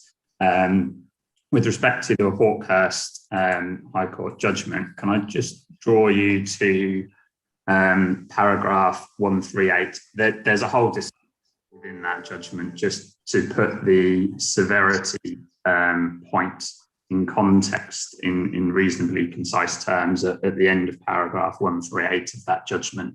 I'll just repeat what it says. It says, in my judgment, paragraph 109 of the NPPF necessarily requires consideration of whether the residual cumulative impact of the proposed development is severe, not simply whether the existing or projected congestion without that development would be severe. That judgment does go on in the discussion to discuss NPPF paragraphs 108 and refers to 108, 109, 110 and 111 with respect to severity. So I won't repeat what others have said. I agree with that point. It's just to highlight that quote for you, sir. Thank you very much. Councillor Gibson, you've already had one go on this one, but I'll give you a quick second go if you can make it brief. I'll make it very brief, sir. And I did, it was 6.1 before, but I accept that on last Friday, I did You have you were very brief as well, so I'm being a bit unfair. I will be brief, right? Essentially, I'm repeating the same point that I made on Friday. It's about a network. You need to be confident that the increments are not going to lead to a tipping point where we find that local traffic gets trapped. I could name a number of points, but I think Lord Lytton has already done a very good job on that. So I will leave it at that, other than to say at the moment, we still have to come. I believe it was Mr. White's 200 on the Turners Hill Road running East Street into Turners Hill. And then we also have the current developments on the Crawley Down Road. So you've got those increments to add in. And on behalf of the local population, I really just have to stress concerns over what is going to happen to these wider junctions across the network. Thank you. Thank you. Again, Jeremy Clark, I think you have been on this one before, but I'll give you a quick second go if you can be quick. I will try to be quick. I did say I wanted to come back on the other points other than that. Okay. So the WSP study is not alone in confirming that the A22-A264 Star Junction is over capacity. The Surrey County Council Strategic Highway Assessment 2015 stated the A22-A264 junction at Felbridge is currently a source of delay to drivers and it's forecast to be operating close to or over capacity in the due minimum. In March 2016, their formal response to the Gibbs Haven Farm application, which went on to be Appeal 3220898, was we acknowledge that the A264-A22 junction is already exceeding capacity and the congestion is severe. So it isn't a new item. It's only been raised in a single report. I'm also slightly confused as to the status of the WSP study. I'm sure we're being told in some of the hearing statements that the report's in draft, but I have it on good authority that the QA sign-off page shows it being signed off at first draft, second draft, and final, which would imply that the report has actually reached a publishable state.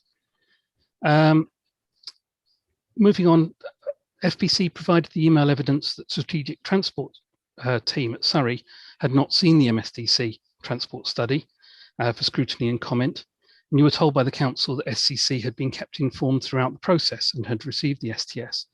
I'm not refuting that, but I wish to restate that the Surrey Strategic Transport team are responsible for auditing and scrutinising transport assessments in Surrey. They approved the SISTRA validation report in 2018 and the WSP transport study. They've also been involved with the modelling of the A22 corridor project. You'll see from our MIQ statement that after they had seen the STS, when I provided it to them, they had comments to make. Firstly, that it did not align with the conclusion of the WSP study and that the junction was already operating over capacity. It is clear that for whatever reason, those who are responsible for the review of transport studies for Surrey County Council have not scrutinised the STS supporting these allocations. I'd also say that the overwhelming impact of SA 19 and 20, according to the transport study, is actually rat running and rerouting. The NPPF considers residual cumulative impact development upon the traffic network. So we need to think about that wider network and not just the primary junctions. For example, Appeal 3205537, which I referred to before, and Mr. White has too, is for a site within 200 metres to the east of the SA19 site on the same road. Surrey Highway's response to that was that the Rowplatt Lane junction was nearing capacity. So this is the junction between Rowplatt Lane and the A264. The transport study supporting that application showed that 46% of the outgoing vehicle movements travelled through that small junction. It didn't cross the criteria of meeting the capacity of that junction, but here we have a much bigger allocation at SA19 in effectively the same location. So we could reasonably expect something like half of its outgoing journeys to go through a junction that Surrey have already said is nearing capacity. That junction is not being modelled here.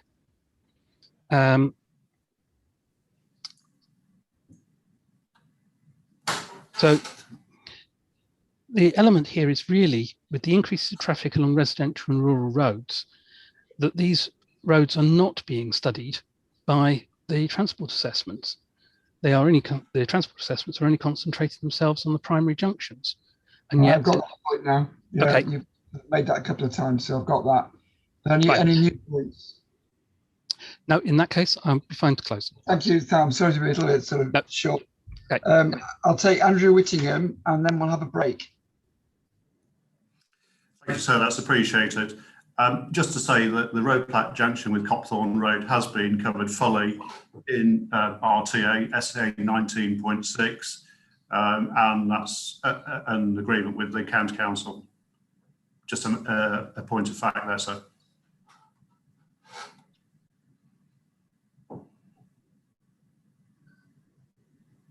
That was agreed with West Sussex County Highways. Yes. Yeah, we in discussions with them, attention has focused, rightly so, on the Felbridge junction. Right. No issue raised in connection with that junction. Okay, thank you for that. I just wonder, before we actually break, does the council need more than about 5 minutes to sort of summarise its response? No, sir. And if we could do it now, that would probably mean we could. That'd be helpful. Topic. So really, I think just to confirm the extent that there is any doubt about what the council's position is on some of these issues. First of all, I know Mr. Lopez expresses surprise, but I'm not quite sure why he does. Can I just be clear? In terms of the impact on the junctions that you are looking at today, the ones that are being particularly discussed, the council's position is exactly as Mr. White QC has outlined. We don't accept that those are currently severe. However, sir, in your helpful opening summary of the various positions, you recorded the submission made by one of the participants that even if it were severe, that is not the end of the matter. And so I would respectfully adopt that. You may recall the submissions that I made on this point last week about paragraphs 108 and 109 of the NPPF. Even if the position were severe, and if you were to conclude that it was, the NPPF doesn't make that doesn't say at that stage you cannot then allow development to proceed. Severity is the point at which you can start to refuse. You have to hit that level before you can consider refusal.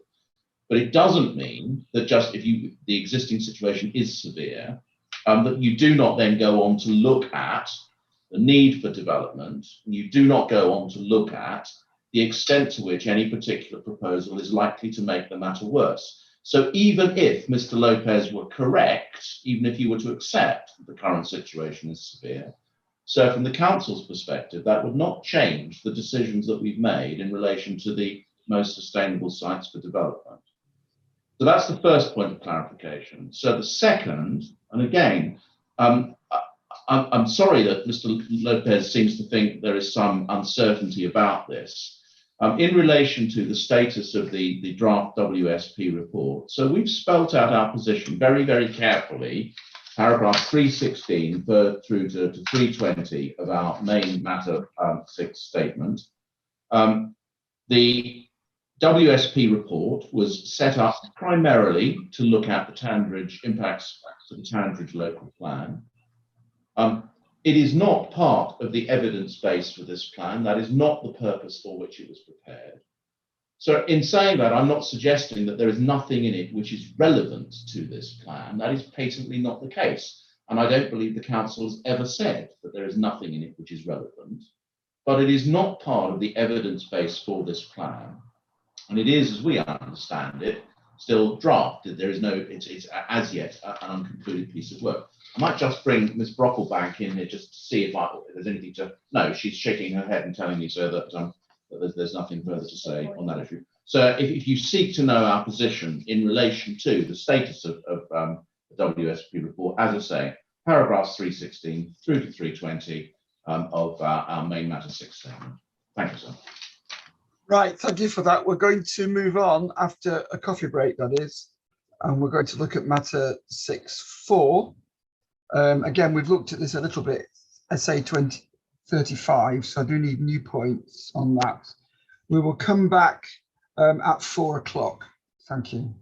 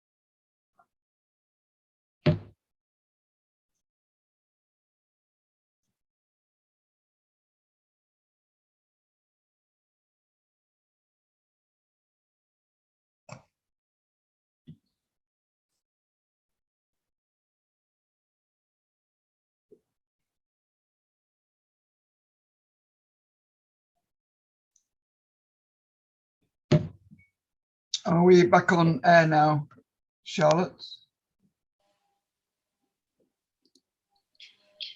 Yes, we don't come off at breaks. It's only when we break for lunch. So Right, so we can carry through. we can. Right, so we're back in session. It's 4 o'clock. We've got an hour and a half to do with 4 points. And I'm going to do my part by going through even quicker the summary of cases. And I want other people to do their part by, in fact, just having the one opportunity for each question, and we'll see how we get on. We'll try and discipline ourselves on that. I see I do have a hand up with Mr. Lopez. Is this on 6.4? So forgive me, it's a matter that bites on 6.3, but it's a procedural matter which I should raise with you now. So very briefly, I'm mindful of what you say. And I've reflected on Mr. Brown's Queen's Counsel submissions in relation to the WSP report, but I refer you back to the question that you've rightly asked in 6.3, which it is not answered by whether or not it's treated as the evidence base by the council or not. It's a perfectly legitimate question by reference to something that the My Action group have raised. And I'm afraid on reflecting on what you've heard, it still hasn't been answered. And that document really ought to, sir, respectfully come before you. What you heard from Mr. Brown, Queen's Counsel, is that at least part of the evidence base is relevant to this discussion. And albeit if the council wished to characterise it as still being in draft, again, it doesn't answer the question. It is a matter that is relevant. I've looked back to 316 through to 320 on matter 6 statement from the council, and it doesn't answer the procedural point. And so I'm loath to park a matter. In fact, I'm duty bound to raise it with you, but I do ask of the council at this stage, in light of the question that you have posited, that the document be put before you. I'm afraid it is not answered by suggesting that the council's contention is it's not part of their own evidence base. So if I left it beyond today and it were you to report on the basis of it not coming before you, in the light of the question that you've rightly asked at 6.3, then so that may lead to other procedurally related matters that I would be keen to avoid. So can I finally urge through you to the council for that document to be produced? And if they still maintain that it should not come forward, then at least I've made the submission that I have made at the appropriate stage. Thank you for that. Okay, Mr. Brown, do you come in now on this one, then we can get moving on other things. Is that an invitation to Mr. Brown, Queen's That's an invitation for Mr. Brown now just to speak. There are instructions, but at the moment, as I said, our position is as set out in the matter 6 statement. I'll, rather than take up time now, I'll speak to those around me later on this afternoon. But for the moment, our position as is set out in our matter 6 statement. Well, thank you for that. And Sasha White, is it the same point? Yes, sir. I'm afraid I'm going to repeat what I said on Friday. Much as I love Mr. Lopez, he's fundamentally wrong on this point. It is for the council to determine what evidence base they put before you. There is no requirement. It's noticeable Mr. Lopez hasn't quoted one. There's no requirement in the regulations whatsoever for the council to be compelled to produce anything. It is a matter for them at their discretion what they place before you. That doesn't stop you, sir, concluding that the council have not justified their policies. That is open to you, but I would submit it's completely wrong for Mr. Lopez in some way to say there's some procedural requirement for them to reveal anything. There's simply not. And it's noteworthy that Mr. Lopez hasn't relied on anything, regulation or authority, to justify his contention, point 1. And point 2, I would say that you absolutely have the evidence before you to conclude that the allocations under SA 35 are justified, irrespective of whether you see this report or not. Thank you, sir. Thank you. I am going to move on now and not take any more questions on this because of time primarily, but I've also heard quite a lot of things anyway now, quite a lot of evidence. So we ask about the detailed schemes for highways improvements. Sorry, I'm 6.4. I'm getting myself, I'm jumping ahead of myself, pardon me. my mouse to work. So we're talking about policy SA35, which we've already talked about. So there may not be an awful lot more to say on this, he says, hopefully. And is it sufficiently justified and detailed and effective to enable delivery of a number of schemes? I put them down there in the question. I won't repeat them all. The council basically says that the policy intends to safeguard these schemes to enable delivery in due course. Acknowledges that planning and funding of highway and transport infrastructure can take time to prepare and is therefore not compromised by inappropriate development occurring in the interim. That point's already been made. We've heard about the options in SA9, 3 options for the mitigation of the A23 currently being explored. In relation to policy SA12 and 13, south of Folders Lane, Burgess Hill, that the evidence-based and strategic transport assessment has been undertaken by the site promoters, validated by the Highway Authority, but they are happy with the situation as it is. Burgess Hill, on the other hand, the town council do not consider the policy to be sufficiently detailed or effective. Pegasus, in relation to SA 12 and 13, say the impact would not be severe in the network anyway. Therefore, there's no need for SA 35 to include specific works in relation to SA 12 and 13. Boyer planning, the delivery of new housing at SA 19 is not reliant on any highway schemes requiring additional land outside the existing public highway. And DMH Stallard for Welbeck strategic land, refer to the microsimulation modelling that we talked about earlier, saying it shows that strategic highway improvements on the A22 corridor has the potential to facilitate development and even improve journey times. And SA 35 to safeguard land ensures that these can be both delivered and maximise potential benefit to the operation of the corridor. Details can be determined through further work. So arguments primarily in favour of flexibility. Right, so who wants to speak on SA 35?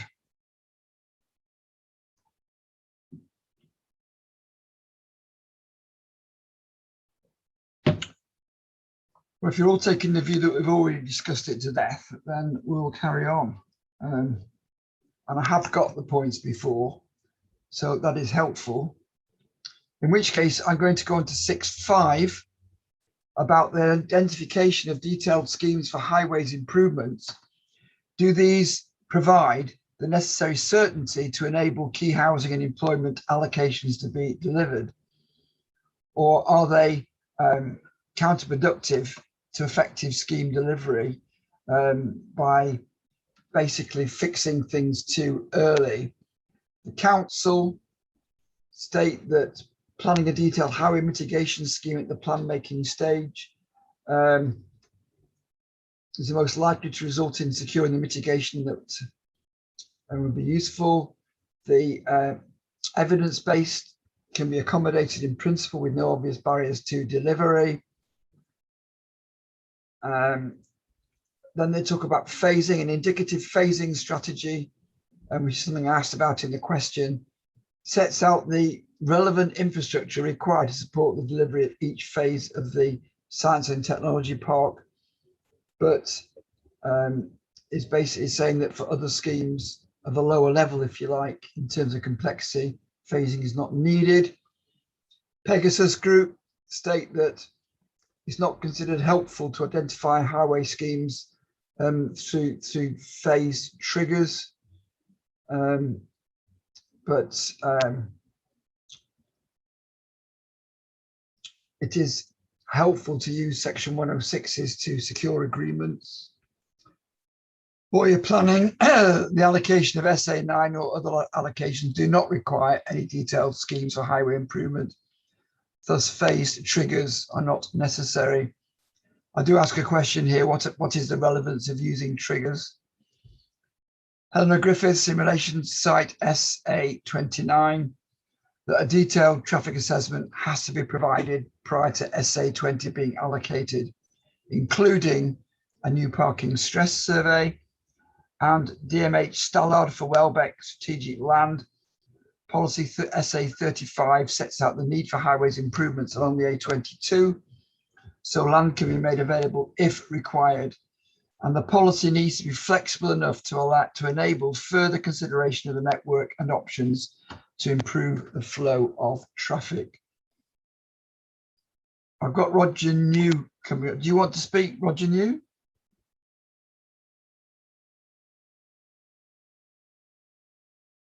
No? Yes, I'm here, sir. Sorry. Roger New, I've got your names come up on my screen as wanting to speak. Yes, sir. I was actually at the point which transcends 6.4 and 6.5. Right. And it's to stress our submission to you, sir, that policy 35 does not recognise that it is more than simply a junction improvement at A2300, which is needed. It is work to improve the capacity of the A23 itself on the section south of that junction.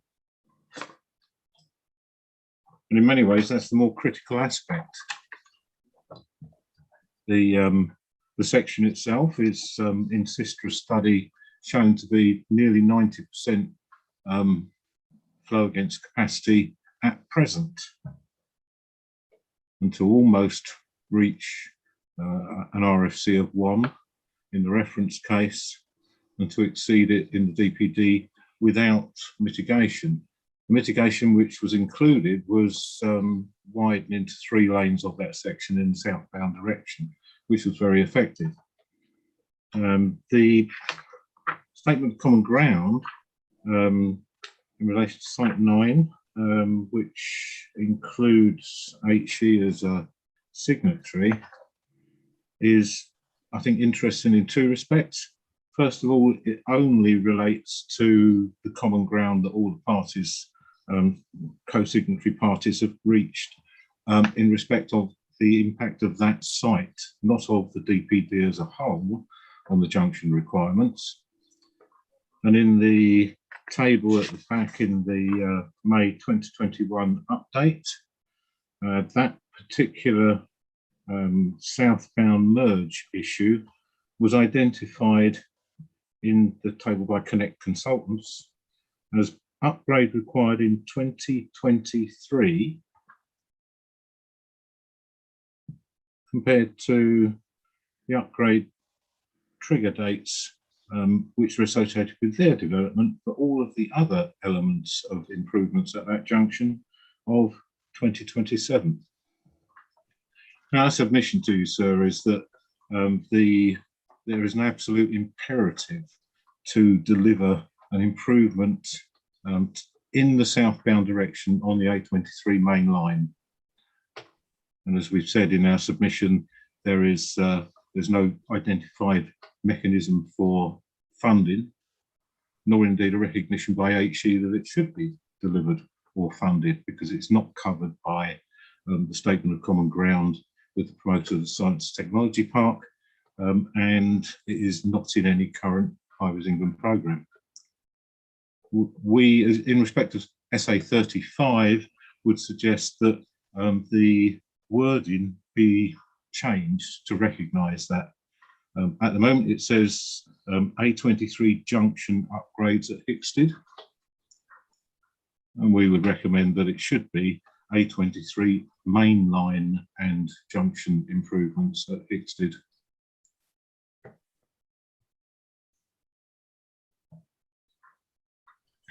Thank you for that point. Andrew Whittingham, are you going to speak to the same point? It was a different point to do with the question you raised regarding SA 19. Okay. Just to clarify, there is no requirement for a highway improvement, detailed highway improvement relating to SA 19, and therefore the point about triggers does not apply. So there's no impediment from a highway point of view to bring forward SA 19. Right, thank you for that. Thank you. Thank you. Anybody else wishes to speak on 6.5? Does the council wish to come back on this point about an imperative to deliver the A23, the southbound part, and put it into the policy SA35? So I think at the moment, all I would say is that the purpose of SA35 is not to identify everything that might need to be done, but it's to safeguard those areas of land that might be needed in order to do certain things. It's a safeguarding policy. And therefore, what it does is where we know that additional land outside the highway boundary might be needed, we've made that clear. That doesn't preclude other works within the highway. It certainly doesn't purport to be a complete list of other things that may need to be done. That's not the purpose of the policy, and if it doesn't go that far, that's deliberate. Right. Okay. I'll take Helena Griffiths next. Thank you. Good afternoon, sir. Hello. Good afternoon. Yeah, I sort of, having listened to the other statements on the infrastructure, I wonder whether my statement would have better fitted in 6.1 or possibly 6.2. But yeah, just to very quickly summarise, I think that the lack of a detailed highways improvement scheme for the delivery of SA29 should actually make the site constrained. The infrastructure and roads around Horsted Canes may not be strategic or of the scale that are being discussed with some of these issues, but they should still be considered, especially when allocating 55 houses to be delivered in year 4. So actually there's a cumulative impact on our small roads in and out of the village, which are all C roads. The potholes within these roads are actually very persistent. My question could be what actually happens with the damage due to construction vehicles going up and down these roads regularly for a few years for these developments. We also have many water leaks which actually close the roads on several occasions. Keysford Lane in particular has been closed 4 times in the last year due to the mains breakage, and again that actually damages the roads. So I question whether actually the water authority should be questioned as to whether they can actually supply any further additional houses in Horsted Canes. Local itself to SA29, as I've said, there's actually a restricted section of access to Hamsland being only a single carriageway. I do note that in the Sistra modelling, it says that single track roads were not considered appropriate. That's in section 4.41. As a result, I perceive that actually hasn't then been modelled, the impact of SA29 on the single access road cul-de-sac into the site. I'm not going to dwell on the point, but Mid Sussex have actually said in response to SA29 that it's a satisfactory impact on the primary and secondary road network. But my question here is, what about the C roads? That's not been assessed at all, or the fact that it's a cul-de-sac. Again, with the Sistra modelling, I note that when I actually see the control points that they've used to model against, Keysford Lane, which is the main route in and out of Horsted Canes, which is actually used by nearly 95% of people to access utilities and other services that are outside the village, cannot be constrained from the points that they've actually used, the traffic survey points. And also, yeah, there could be a more appropriate place other than where they've put the most recent survey on Monteswood Lane. I believe that SA29 is unsound. I think the access is constrained, and actually having a transport assessment rather than transport statement prior to allocation is necessary. Yeah, I think I'll leave it there for you, sir. Thank you very much. So I'll take Graham Keane next. Thank you, sir. Just to pick up on modelling and junction improvements in relation to the A23. So you'll know that the T7, the document T7, the District Council's modelling identifies the need for capacity improvements at the A23, A2 300 Hickstead junction, and that's on either side of the junction, and capacity improvements on the A23 southbound between Hickstead and Mill Lane. In respect to that latter improvements. So there are no less than 3 options that have been identified, and they're set out in the evidence before you from the promoters of STP and indeed from Mid Sussex. I won't spend time on them now. It's safe to say, sir, that all of the SA9 mitigation schemes are on land, either within the existing highways boundary or land in the promoter's control, apart from, and this is again a detail in the written hearing statement, so apart from, I think, a total of 106 square metres in a sliver of land adjacent to the A23, which would affect one of those options for the A23 southbound improvements. So the other 2 options don't involve that and are considered in any event more likely by my clients, but both of those have passed, as I said earlier, passed their RSA assessment. So trespassing back a little bit on 6.4, it'll be clear from that, I hope, that SA35 does what it says on the tin. It's sufficient, it's justified, it's detailed, it's effective, because it will enable the delivery of the necessary upgrade works. And as Mr. White said at the outset this afternoon, it's really rather hard to see what's objectionable in relation to SA35. So last point, in relation to the amount of work that has been done, you'll see from Mid Sussex's statement on matter 5.5 at 148, they summarise the point very nicely, so in my submission, that the work to date, as summarised in the statement of common ground, is more extensive than would be considered to be adequate and proportionate in terms of constructing an evidence base in accordance with the Framework 31. And I note Mr. News concerns, but there are no delivery concerns from Highways England, from the County as Highways Authority, or Mid Sussex, or all consider, as I've said several times, the mitigation package to be deliverable. Thank you.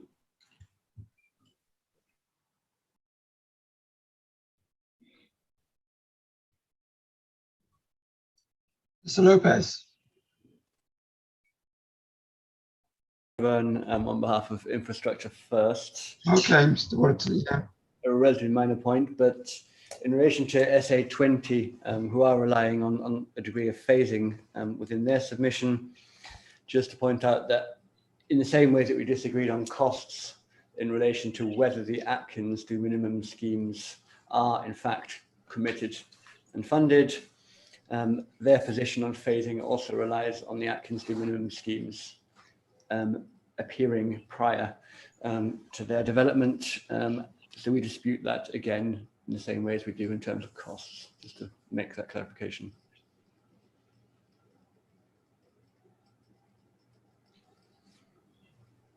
Jeremy Clark. Yes, very briefly. As MSDC have stated and the proposers support, that no improvements are required at the Star Junction or that the corridor improvement project is required to support either SA19 or SA20 coming forward, as they're a small incremental impact. And therefore, the major junction improvements are excluded from the plan, as we stated in our submission. Does this not imply that multiple proposals of a similar size could be brought forward forever in consecutive years, and the Star Junctions would never be, the Star Junction improvements and the corridor projects would never be implemented, which effectively is your original question. Are we going to just have a growth on a congested situation and it will never be resolved? It will just perpetually be kicked down the road as a future project. Thank you. Thank you for that interesting question. And is there anybody from the council or the scheme promoters who can help me with that?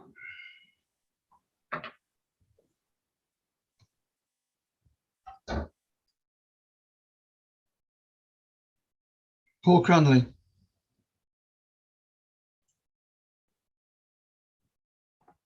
Floor is yours. Yes, thank you, sir. Yeah, just coming back on those couple of points. Firstly, the SA20, and obviously it's just strategic site of sufficient scale to enable the corridor improvements to be brought forward. So it's not as Mr. Clark suggested, our contention that we would come forward on simply a piecemeal approach, whereby no improvements would come forward to support that.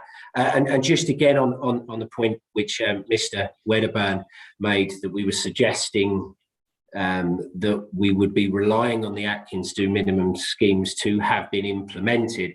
And that's not the case. What we are suggesting is that the funding for those schemes is already in place, and that we would provide funding for a scheme, a more holistic scheme, to be delivered beyond those. So in effect, the Atkins Do minimum schemes wouldn't be brought forward.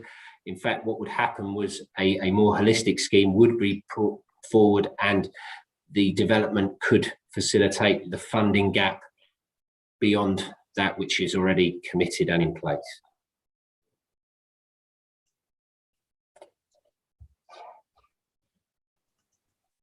The 800,000 that you mentioned before, yes, is that for this additional scheme?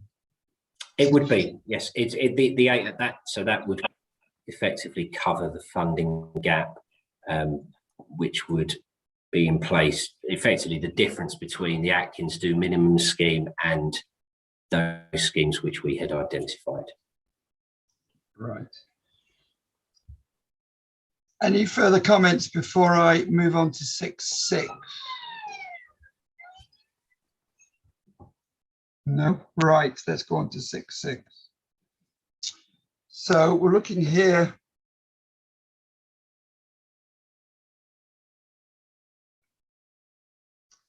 at what is referred to in policy SA 37 as the Burgess Hill / Haywards Heath multifunctional network.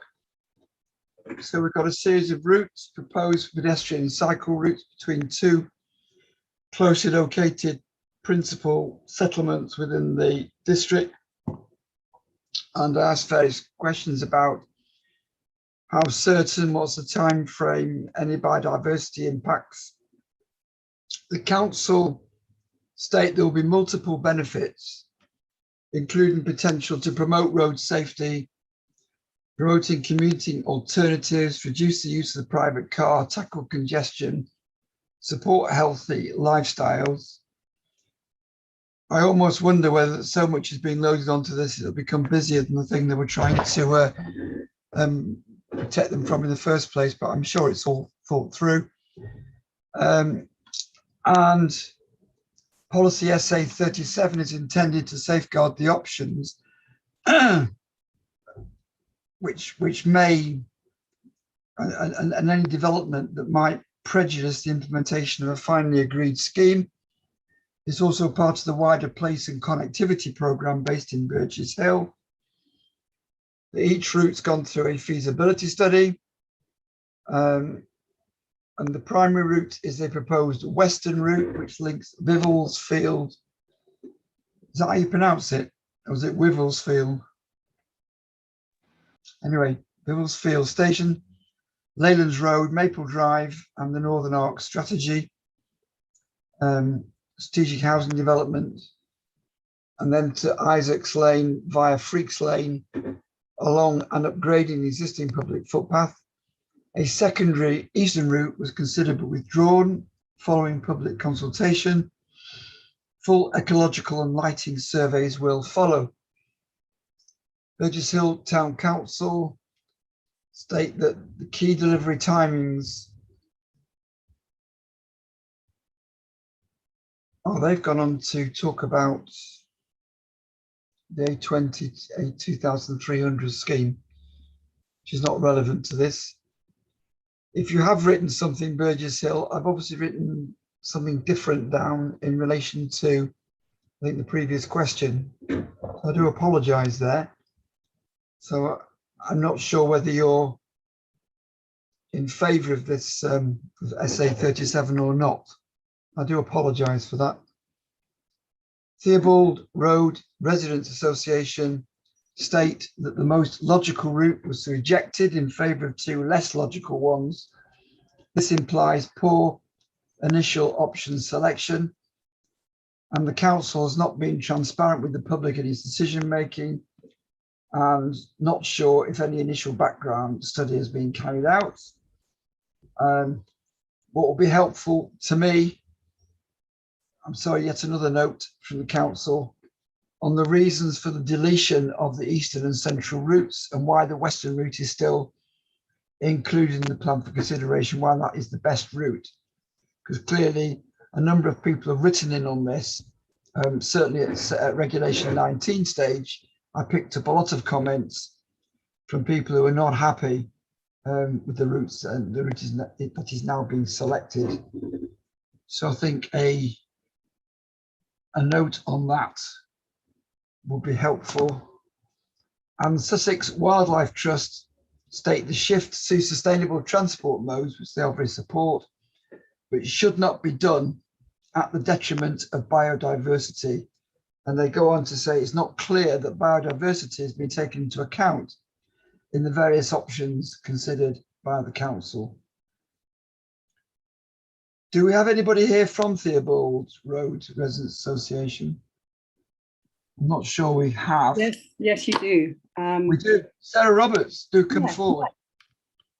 Hi there. I'm just going to come onto the video. Good afternoon, sir. Yeah, good afternoon. Welcome. Thank you. Yes, I'm Vice Chair of Theobald Road Residents Association, and I've been involved with this particular policy for about 2.5 years now, from when it was first mooted.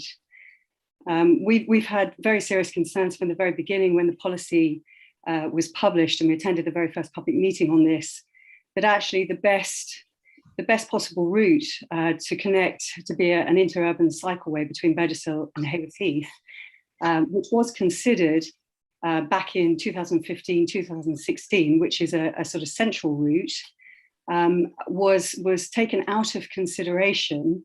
And as a sort of fait accompli, two routes, the eastern and the western routes, were presented more recently in December 2019, with no explanation as to why the central route, which actually is part of West Sussex County Council's transport and walking strategy, was ever removed. And so we continue at Theobald Road Residents Association to pursue the information that we have always been asking of the council. You know, where is the demand analysis for this, and why hasn't there been proper consideration since they were first mooted in 2015 for the routes that are truly traffic-free, direct, flat, more economical, and 2.5 kilometres shorter than either the eastern or just the western route proposed, and that stays within the county of Mid Sussex. We discovered that land alongside the railway line between Wivelsfield train station and Haywards Heath, which would provide the most direct, flattest, safest, traffic-free route, was purchased by the council in 2015. And we've never understood why that route has been decommissioned as a potential solution to this wish to deliver an interurban cycle route. Thank you for that. It was very, I'm going to put it fluently put. Have you got any reasons you can give me as to why the western or eastern routes, or particularly the western one, which seems to be now being proposed or pursued, why that would not do the same job? Presumably it's longer. Well, there have always been land ownership issues. The western route goes across the Heathland estate. We've always understood that there's never been any conversation about the possibility of a western route. Because of one private owner who has concerns about going across his farmland, his working farmland.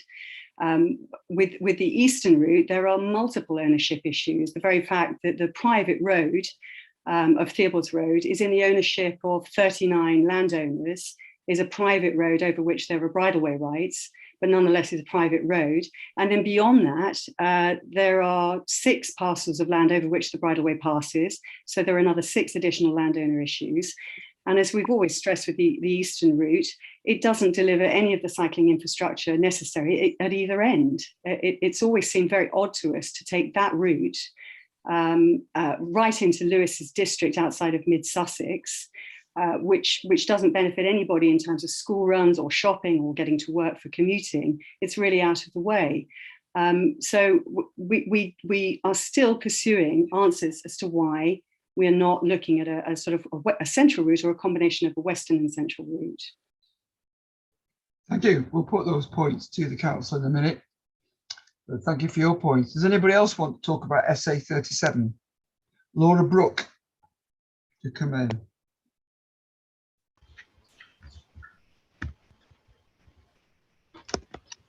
Thank you.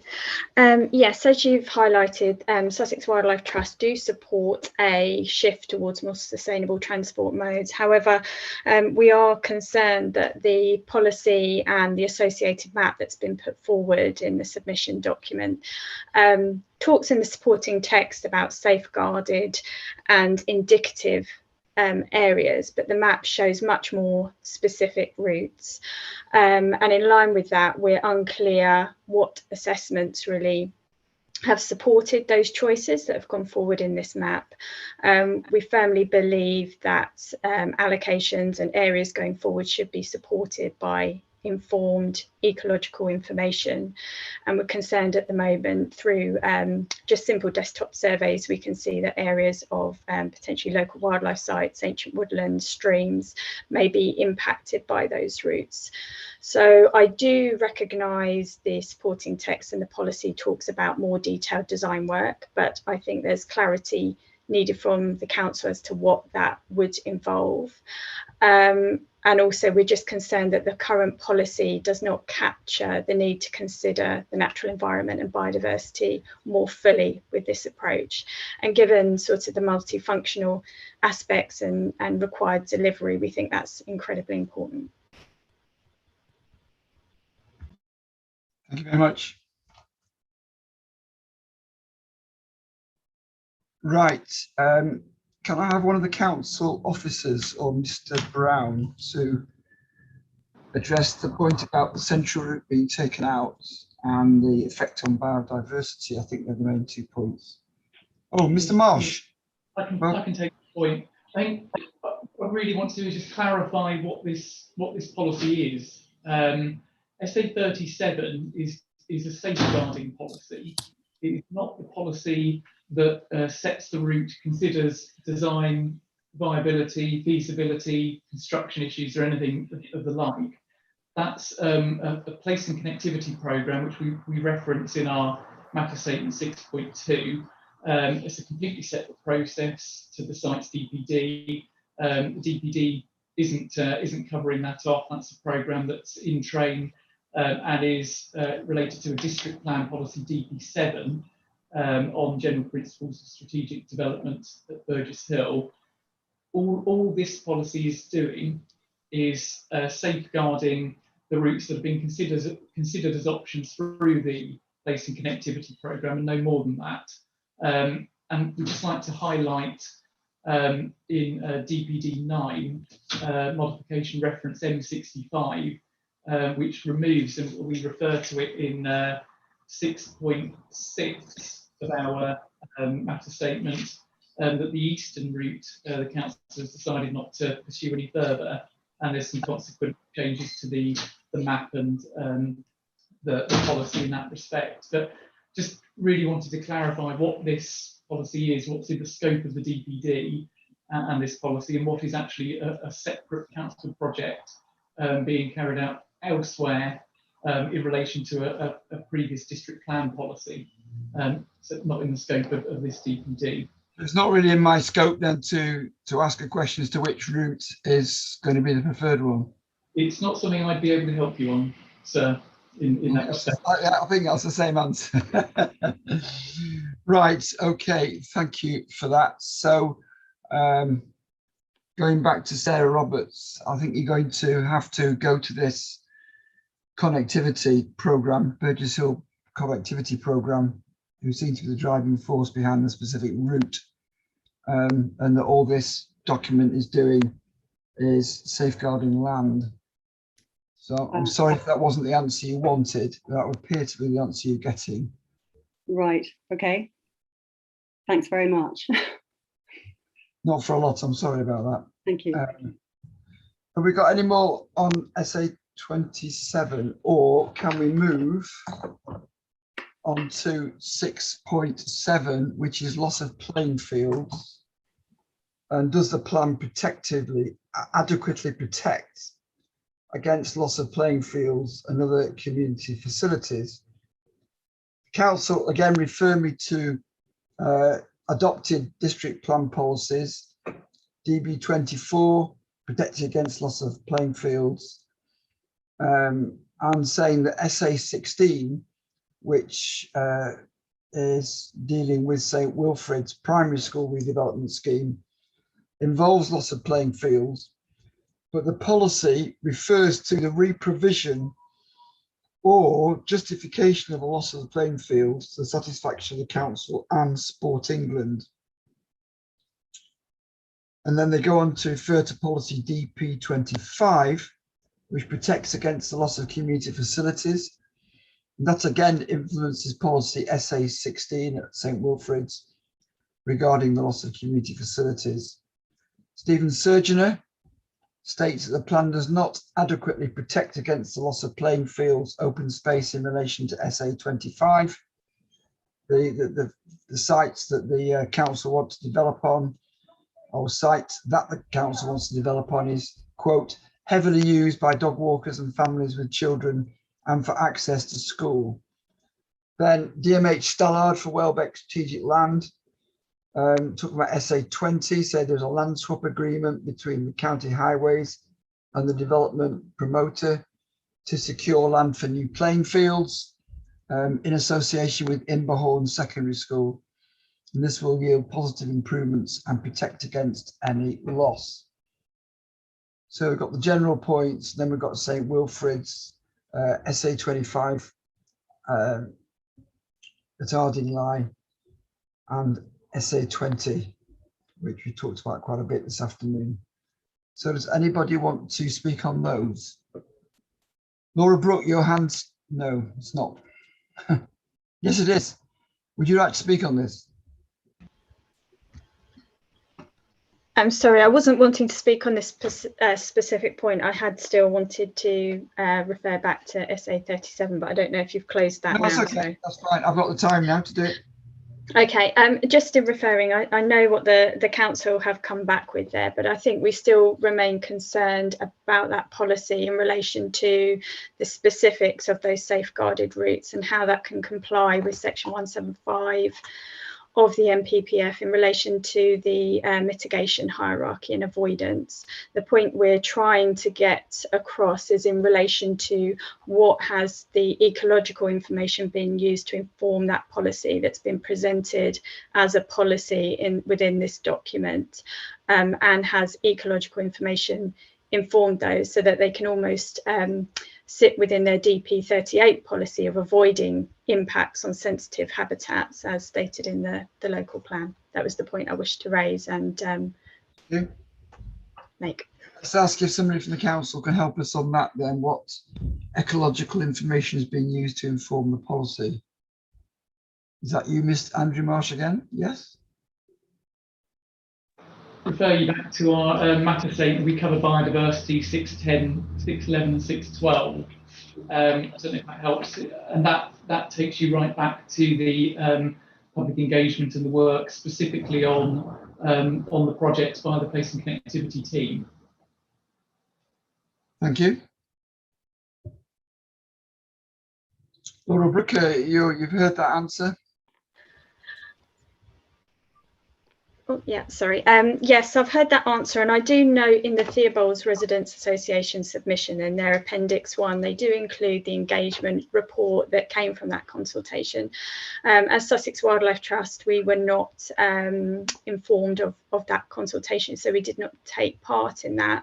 I do recognise there is a summary table on page 23 of that of the main issues, and they do talk about how an ecologist has been involved from the inception, but I've been keen to know what that actually translates to mean. And I make this point because we see other safeguarding policies come forward that are much broader in their scope of areas, and we feel these routes seem very defined in terms of those locations. So that's why I put that point forward. And whether the policy could be enhanced in terms of the recognition of the importance of biodiversity by additional wording is something that we might suggest.